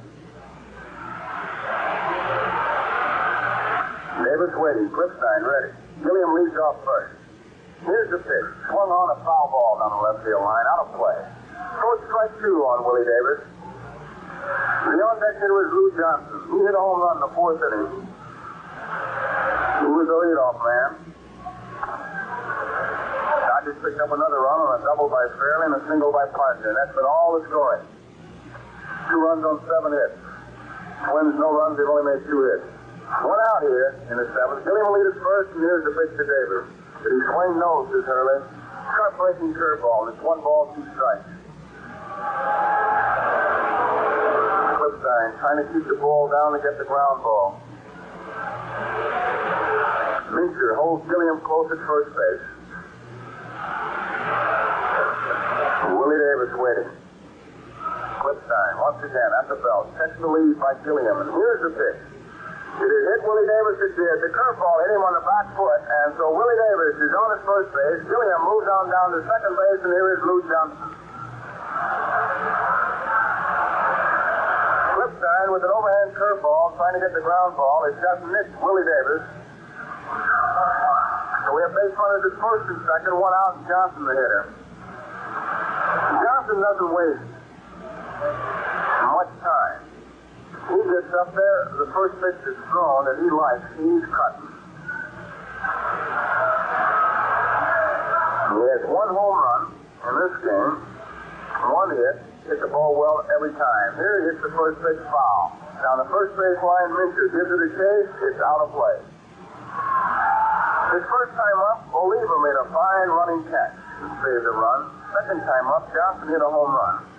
For his only hit. And then in the fifth, he drilled one in the right center that Oliva once again made a fine play, this time a one-handed grab. Johnson, right-handed batter. Strike one to count. 2-0, the Dodgers lead. Seventh inning. Gilliam at second, Willie Davis at first. Clipstein delivers. Swung on a bouncing ball. Killebrew at third base, the big hop. His only play is to first. The throw is in time. With Gilliam moving on down to third base, Willie Davis shoots on into second base. So there are 2 outs.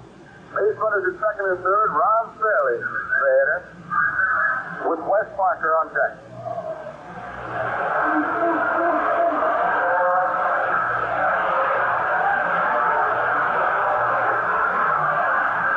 Now batting, we want to talk to Clipstein as Mealy comes out of the dugout. It's a big situation here with Fairley, who's been a hot hitter. They have first base open. Wes Parker, a switch hitter, is the on-deck hitter. It could be that manager Mealy will want to make a move. He's got a right-hander and a left-hander warming up. Merritt, the left-hander, has been warming up.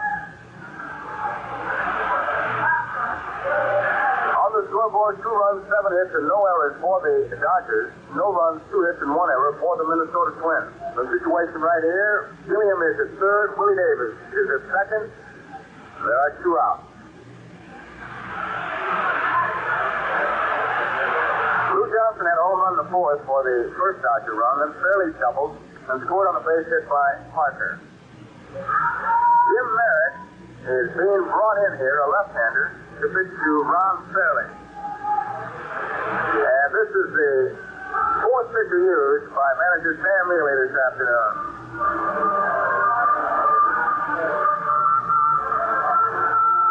Merritt, young left-hander, whose early claim to fame was that he worked around the Dodgers clubhouse as a youngster in the old Coliseum. He's a strikeout pitcher, moves the ball around. The paid attendance on the scoreboard, 50,595, which of course is a record. Yesterday they announced that 49,578 was the most ever to watch an event here at Metropolitan Stadium. But today they go over the 50,000 mark.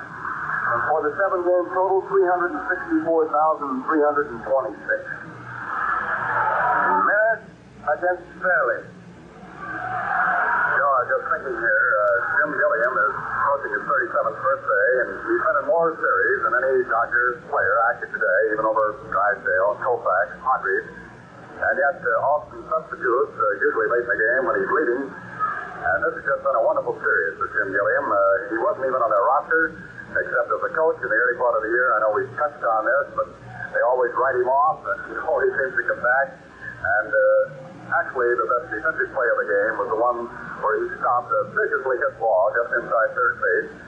Versailles hit the ball, and had it gone through, who knows, this game could have been tied. Yet Gilliam is delivered with a couple of hits. He's been in 37 games in World Series competition, and it's quite a tribute to one of the oldest players in this series. Sure is, 37 games. As many a major leaguer doesn't get that many major league games, and here he is in that many World Series. Right now, he's on at third base. On at second base, it's Willie Davis. In the batter's box, it's Ron Fairley against Jim Merritt, the left-hander. That is twice to sign. The youngster delivers. High, ball 1. 1 ball, no strikes, 2 outs. Dodgers 2, Twins nothing. The outfield deep for Ron Fairley. He doubled and scored in the 4th inning. He popped a couple into the crease here. Good power. Here's the 1-0 pitch. Swung on, a fly ball, right field. Tony Oliva has plenty of room and plenty of time. Waiting and makes the catch. So Fairley flies to Oliva. That ends the 7th inning for the Dodgers.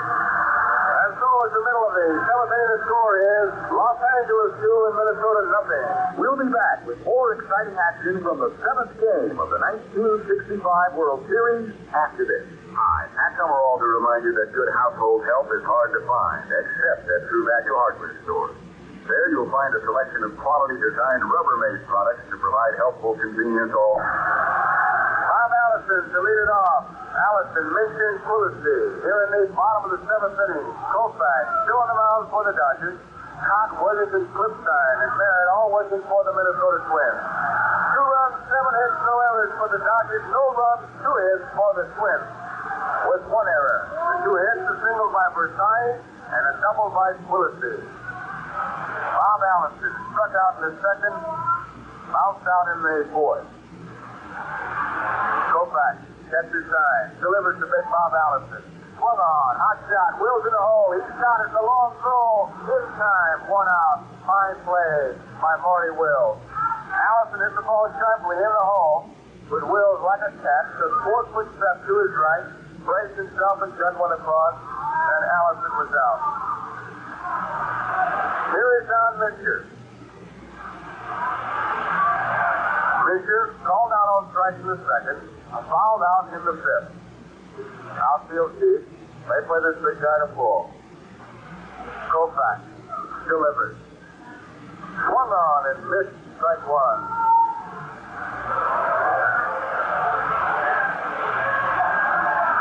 Versailles is a single in the third. Quillisi is double in the fifth. That's been it as far as the hit. No run.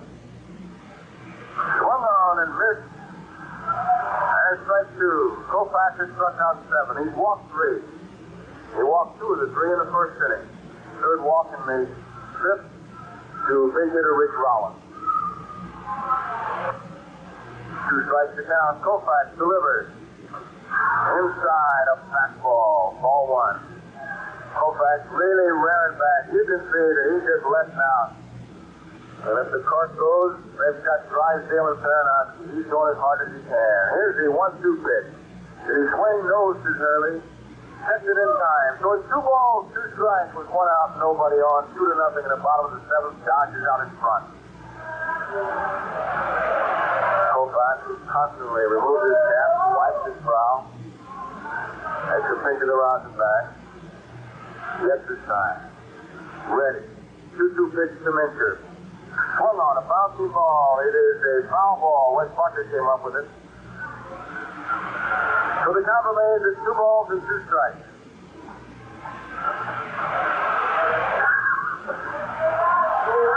Koufax moves out the mound. Off with the cap. 2 balls, 2 strikes. Mischer waiting. 2-0. Dodgers lead. Bottom of the seventh. Here's the 2-2 pitch. Swung on and fouled off. Out of play. Count remains at 2 balls, 2 strikes. Billy Martin, coaching at third base, shouts encouragement. There's Jim Lemon at first base. Al Narragon, the other coach, in the bullpen. Johnny Sane, pitching coach here. Sam Mealy, the bench manager. Here's the 2-2 pitch. Swung on and fouled back again, and Mischer's getting his cut.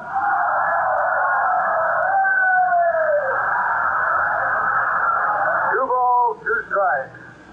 1 out, nobody on. 2-0, bottom of the seventh, Dodgers lead. Koufax takes a little bit of time. And for the first time in this game, actually, he picked the rosin bag up in his hand. Usually just dabs at it. Swung on and popped up. In foul territory, Roseboro may have a play. He's waiting for it and makes the catch. So there are 2 outs. As Mischer fouls to Roseboro, and it brings up Frank Quillisi. Quillisi had a double in the 5th inning. Hit the ball hard off the fence in left center field, about 15 feet to the right of the 365 marker. Nobody on, 2 men out, bottom of the seventh, Dodgers 2, Twins nothing. Koufax. Ready, and here's the pitch. Swung on and missed strike 1. Well, it makes you wonder a bit when you see Munchak Grant yesterday come back with short rest. And here's Koufax with supposedly short rest. But in the World Series, forget short rest, long rest, or any rest. Bouncing ball foul. Billy Martin comes up with it, and it's a quick strike 2 count on Quillisi by Koufax. Two strikes to count. Quillisi, the hitter. Nobody on. 2 men out. Koufax. Ready. The 2-strike pitch. It's high. Ball 1. 1 ball, 2 strikes. Big crowd on hand here, but very quiet. Koufax in complete command here. Here's the 1-2 pitch. High, and it's ball 2. 2 balls, 2 strikes.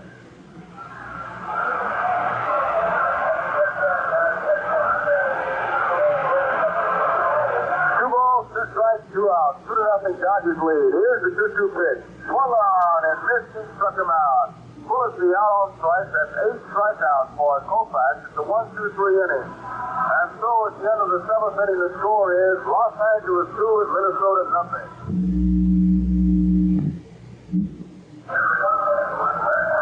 Well, the 7th game of the World Series from Bloomington, Minnesota. Better than 50,000. Every game that we played here in the Twin Cities, we've increased that attendance.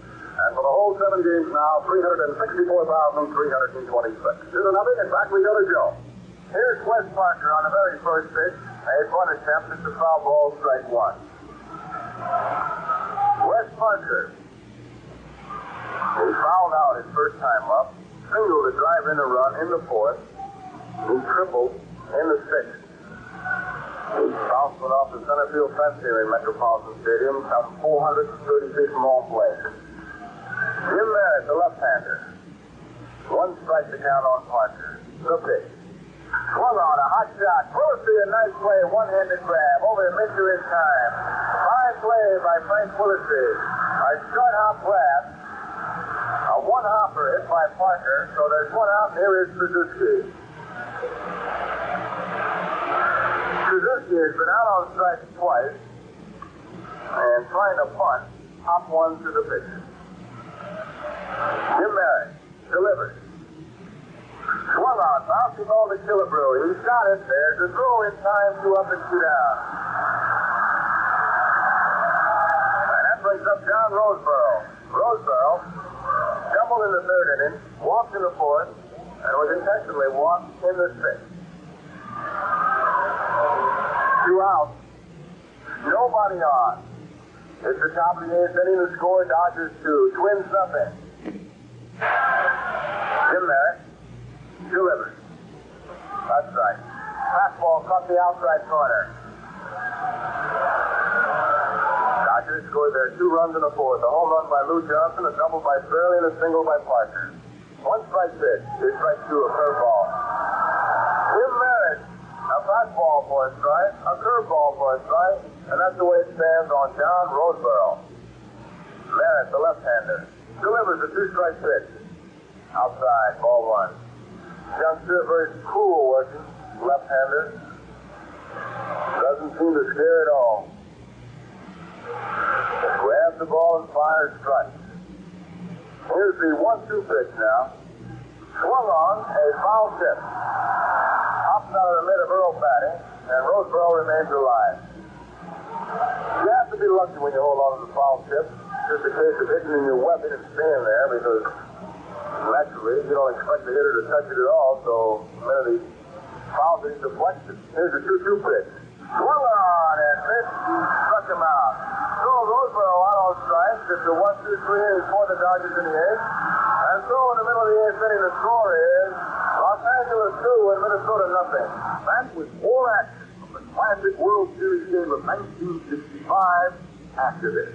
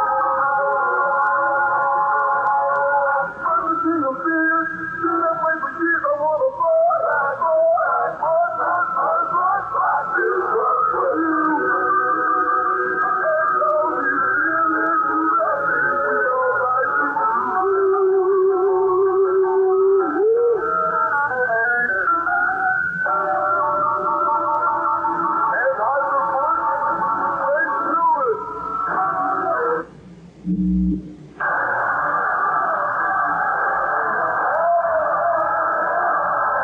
Valdespino will be the pinch hitter here in the 8th inning. And the crowd here wants some action this year, the staccato applause here at Metropolitan Stadium. Bottom half of the 8th inning.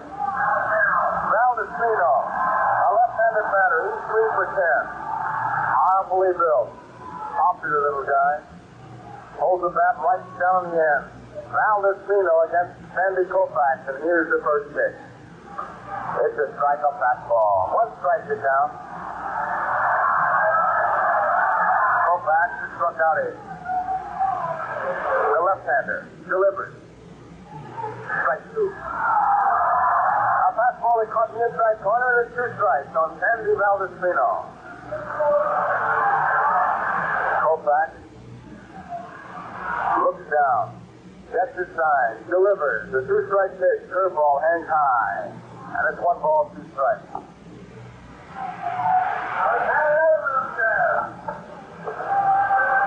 ball, 2 strikes. Here's the pitch. High. And it's 2 balls, 2 strikes. Bottom of the 8th inning.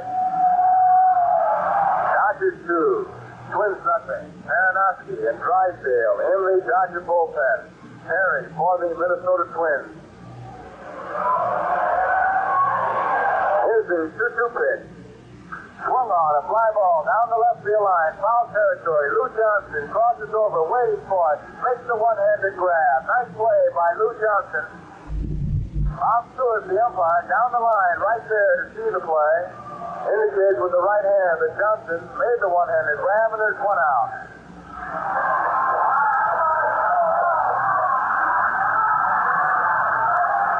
Koufax has retired the last 7 men in a row.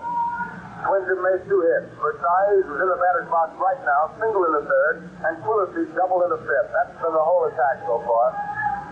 Dodgers lead 2-0. Koufax takes a look at his defense, and here's the pitch. It's a curveball high, ball 1. Jim Gilliam at third base begins to drive the line. Usually in the 7th, 8th, and 9th inning, you'll see the cornerman, the first and third baseman, really drive the line. Swung on and missed, and it's 1 ball and 1 strike. The cornerman will not allow a ball to get between the bag and themselves. The left single. Here's the 1-1 pitch. Versailles tries to bunt, bunts and foul. Jim Lemon at first base comes up with it. Versailles trying to get on to get the tying run to the plate. 1 ball, 2 strikes, 1 out. Dodgers 2, Twins nothing. Bottom of the 8th inning. Sandy Koufax. Left-hander gets his tie. Takes off 1. Takes off another. Now he's got the one he wants. And here's the 1-2 pitch. Swung on, well hit to left field. Johnson is going back on the warning track. He's there and makes the catch. Joey Versailles flies Easter Johnson on the warning track in left field, and there are 2 outs. And here is Joe Nothing. Nothing bounced out in the 1st, was out on an interference call in the 3rd, into a forced play in the 5th. Nobody on, 2 men out. Bottom of the 8th inning. Dodgers 2 and the Twins nothing. And here's the pitch by Koufax.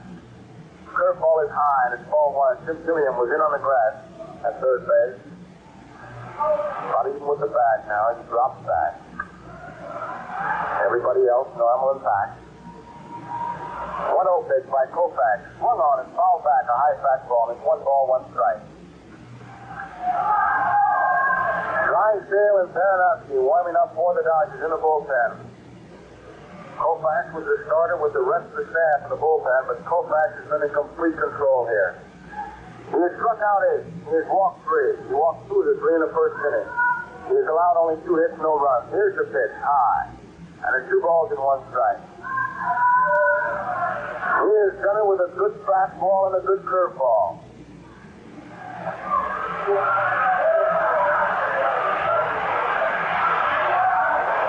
2 balls, 1 strike. 2 outs. Nostick waiting.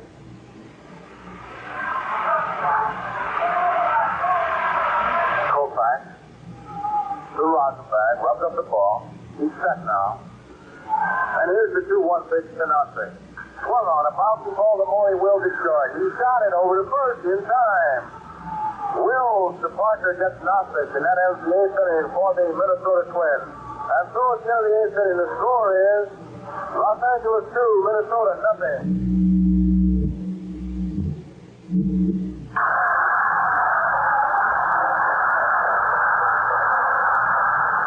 Sandy Koufax to lead it off, and the fans here at Metropolitan Stadium in Bloomington, certainly in recognition of the fine game that Sandy has pitched so far, give him a nice hand. Like much said, Grant Koufax came back with short rest. But brother, you'd never know it. He has really been some kind of a pitcher out here this afternoon. Jim Perry, the new pitcher, delivers to Koufax. Swung on and missed, strike one. Koufax has been swinging most of the afternoon, hasn't been able to connect. Swinging and missing. One strike to count, nobody on, nobody out, 2-0. Dodgers lead, top of the ninth. He swung and missed the curveball.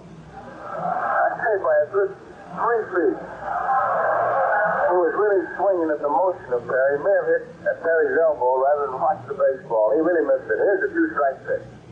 Tries to bunt, takes the zone. It's outside, and it's ball 1. Koufax looks at Killebrew as if to say, you don't believe me, huh? Because Killebrew didn't even break in. 1 ball, 2 strikes. Nobody on, nobody out. Top of the ninth. And here's the 1-2 pitch. Swung on and missed, and Koufax is out on strike. Perry chucks up his first strikeout, and it brings up Maury Wills. Wills out on strike in the first, bounced out in the third, fouled out in the fourth, bounced out to the shortstop in the 7th. Nice play by Versailles in the 7th. Killebrew moves in, Mincher moves in. It's a 2-0 ball game. Dodgers out in front, top of the ninth, 1 out. Jim Perry gets the sign. Wills waits. And here's the pitch. Low is strike. Strike 1. A fastball that caught the outside corner. Perry gets the sign. Delivers. Brought it down third base line, but foul. Killebrew up with it. So it's strike 2 on Maury Wills. 2 strikes to count, 1 out. Nobody on, 2-0. Dodgers lead. A home run by Lou Johnson in the 4th, a double by Fairley, a single by Parker, and that's been all the scoring so far this afternoon. Here in the 7th game of the 1965 World Series. The 2-strike pitch by Perry to Wills is outside, and it's ball 1. 1 ball, 2 strikes.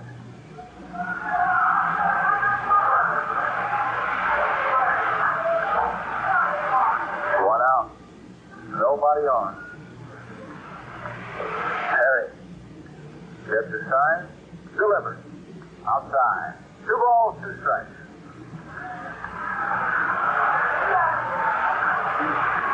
2 balls, 2 strikes. Maury Wills the hitter. 1 out. 2-0. Dodgers lead. Top of the ninth. Here's the 2-2 pitch. Inside, ball 3. 3 balls, 2 strikes on Maury Wills. Crowd just sitting back. Perry gets his sign. Delivers 3-2. Ball 4, and Maury Wills is on. Based on balls number 1, given up by Perry. Here is Jim Killiam. It was Jim Perry pitching when Willie Davis stole in Los Angeles. Of course, Maury Wills is on now. There is only 1 out. Killiam the hitter. Will be watching. Wills starts the edge off the bat. Killiam waves the bat. Perry at the belt. Big lead by Wills. He's anxious to go. Perry holding the ball. There he goes. Pitches inside. Corner strike. The throw is in time. Hidani holds it down from batting to Quillisi, and what a play that Matty made.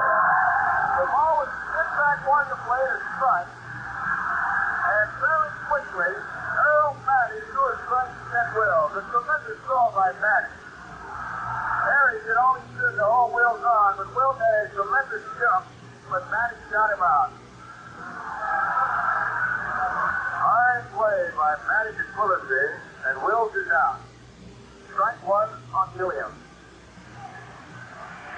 The pitch is outside. 1 ball, 1 strike. Matty had everything going against him that time. Ball was inside. It screened him because the left-hand hitter. Wills had a big jump. But he didn't hesitate. He got good stuff on it. Quillisi made the tag. Here's the 1-1 pitch. Swung on. Mountain ball for a side to show. It has it. It's a long throw. And pulled Fisher off the back, but he gets back in time. Fisher laying on the ground, had his foot off the back, but he put that side 14 right back on in plenty of time. And that is finish for the Dodgers. And so it's the middle of the ninth inning.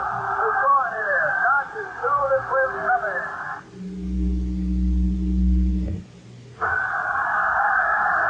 2-0, the Dodgers lead. Bottom of the ninth. Oliva, Killebrew, and Matty.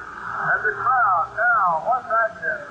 A very important crowd here. Naturally, this is the home ballpark of the Minnesota Twins.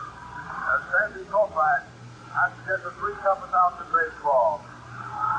3 outs to nail down a victory. And how much tougher they can get than this? This is the 7th game of the World Series. He's got a 2-run lead.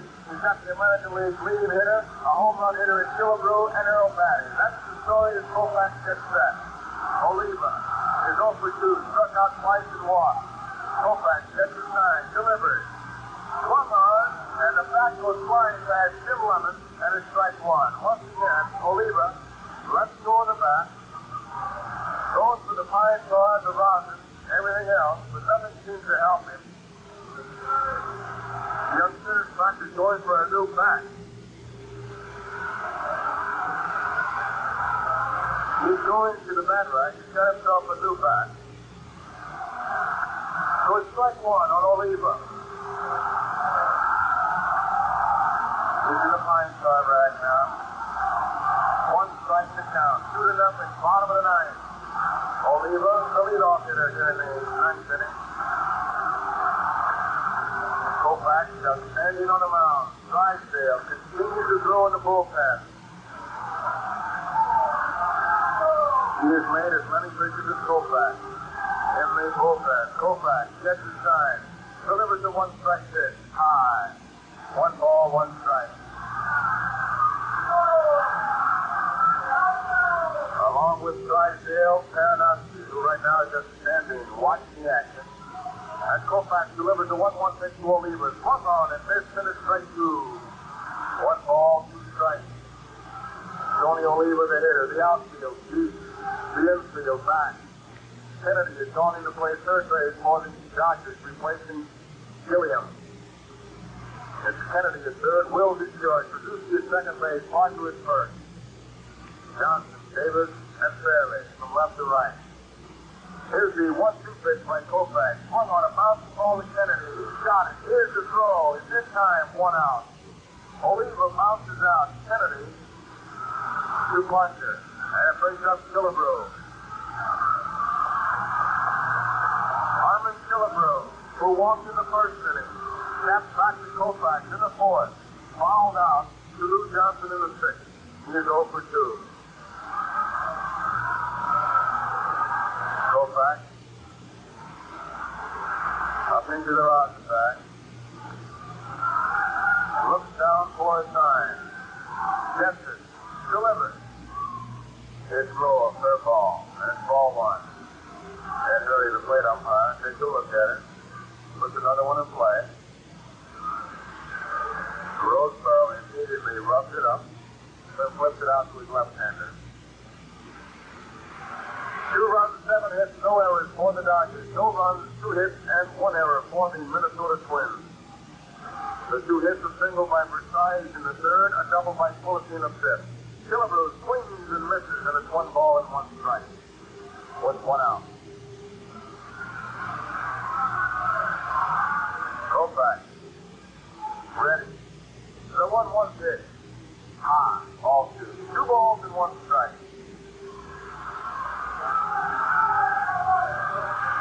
50,595 paid here. And I doubt if anyone has left this ballpark. Everybody on. 2 balls, 1 strike to count on Killebrew as Koufax once again delivers. Swung on a line drive. Base hit, left field.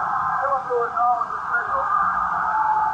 Johnson gets the ball back to the infield, and it brings up Earl Fanning. Killebrew singles to left. And now Kennedy comes in to talk to Sandy Koufax. There's 1 man out. 2-0 is the score. Killebrew at first base. Now Suzuki comes in to talk to Koufax. Once again, making sure that Koufax is centered to who is covering. Gives the ball to hit back to him. Earl Matty, the hitter. Matty struck out in the first. Line deep to center field to fourth. Line hard to Will in the sixth. He is 0 for 3. Kennedy at third base really guards the line to protect against the extra base hit. Koufax delivers.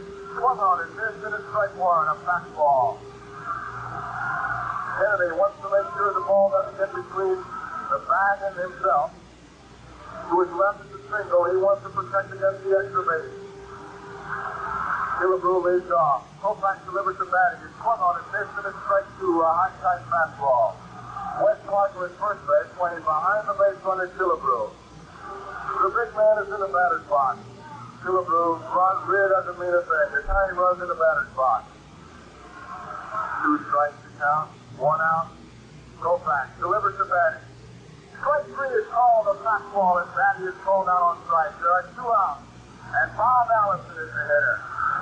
That's 9 strikeouts for Sandy Koufax. And now Bob Allison, who struck out the second, bounced down the fourth, third to first, bounced down, struck to first in the 7th. Killebrew standing on the bag at first. 2 men out, 2-0 is the score. Dodgers lead, bottom of the 9th inning. Koufax looks down, catches sign, at the belt, takes the runner, delivers. Swung on his foul back at strike 1. In the bullpen, Drysdale and Baranowski. Koufax comes down the stretch. Bottom of the 9th inning. 2 men out. 1 strike to count Allison. Killebrew at first base. Koufax takes off the sign. At the belt. Delivers. High. And it's ball 1. 1 ball, 1 strike. Bob Allison, big, powerful right-hand hitter. He had a big home run yesterday. A 2-run homer that gave West Kent Glen a lead. Koufax looks down for his sign. Killebrew at first base. 2 outs. 1 ball, 1 strike to count. Allison waits, and here's the 1-1 pitch. It's high, ball 2. 2 balls and 1 strike. Dodgers 2, Twins nothing. Bottom of the 9th inning. 2 men out, 1 man on. 2 balls and 1 strike on Bob Allison. He's the time run at the plate. Koufax at the belt. Delivers. Swung on and missed to the strike 2. And Koufax really turned one loose. His hat actually knocked it to one side as he really came following through. 2-0, bottom of the 9th. 2 balls, 2 strikes to count on Bob Allison. 2 outs. Harlan Killebrew at first base. Koufax gets his sign. At the belt. Now he backs off. Up into the rod and bag. Set once again. At the belt. Delivers 2-2 to Bob Allison. 4 on and miss. Allison is out and Koufax strikes out number 10 of the Dodgers. Become the world champions with Koufax. A 3-hitter as he shuts out the Minnesota Twins. The final score, 2-0. The Dodgers 2-0 over the Minnesota Twins. And Sandy Koufax is being bombed by his teammates as he comes on to take a 3-hit shutout to defeat the Minnesota Twins 2-0. Needless to say, this is the dressing room of the world champion Los Angeles Dodgers. This is Vince Scully, high atop the safety of a truck, hoping to bring to you some of the men who brought Los Angeles another championship. In 1959, the Dodgers brought the championship to Los Angeles. In 1963, the Dodgers brought the championship to Los Angeles. And in 1965, they have done it again. But here's the fella who's in Los Angeles when you pitched your 7-0 shutout. You were quoted as saying after the game, I feel 100 years old. So today, how do you feel? 101. 101. I feel great today, and I know I don't have to go out there anymore for about 4 months. Sandy, it appeared from upstairs that your fastball was really your only pitch for quite some time. Yes, it was. I don't know what it was today. I didn't have a curveball at all, and I wasn't getting it over. I just stayed with the fastball and tried to get it. Pretty good spot. If I got the lead, I tried to keep holding the ball if I could. Thank you. You had 4 no-hitters, a perfect game. You struck out 18. You have a World Series record of 15 in one game. Where did this one fit in as far as thrills are concerned? I don't know, Vinny. This has got to be as high as any of this whole year is a thrill. We were at ball club, and everybody said they was going to finish 5th, and we lost Tommy Davis. They thought we were going to finish 8th. And we went on to win a pennant, and everybody did a great job. Lou Johnson was a home run today. He came up with Tommy got hurt, did a great job. Carried us for the first 10 days, 2 weeks he was here. And I think that got us over the hump. Without Lou coming up and doing that great job right then, I think the whole ball club probably would have smashed a little bit. Sandy, thank you so very much. And now going back to sit down and relax a little while. Thank you, Vinny. Sandy Koufax, the man who hit the home run, who hit 2 home runs in the series, who was called way out by his teammates, way out Lou Johnson. You're the greatest, Sandy. You're the greatest, man. Did you know your home run hit the foul pole? Well, I made my turn, Vinny, and if you know momentarily, I stayed at home plate to see whether the ball was going out. I knew it hit good enough, but it was looking so quick. And I got to first base, I saw it bounce back, and I knew no one had thrown it back in. You know, you're a living storybook. You have played on 18 teams in 13 years. Were there times when you were going to quit? Actually, it was a good year, man. This was going to be my last year. I had got a chance to play in the Major League. And I finally got a shot. I had a little luck. I kept my eyes on it, and here we are today, World Champions. It's great, man. It was really great. Well, that's the story. Needless to say, they're wild, ecstatic, euphoric, you name it, in the World Champion Dodger dressing room. Now, let's go up to the quiet of the booth. Thank you very much, Ben Scully. A real happy gang of Dodgers. A real tribute to Walt Austin, who incidentally has won his 4th World Series. He was only 1. And the final score at Minnesota's Metropolitan Stadium today, 2-0, with Sandy Koufax the winner and Tom the loser.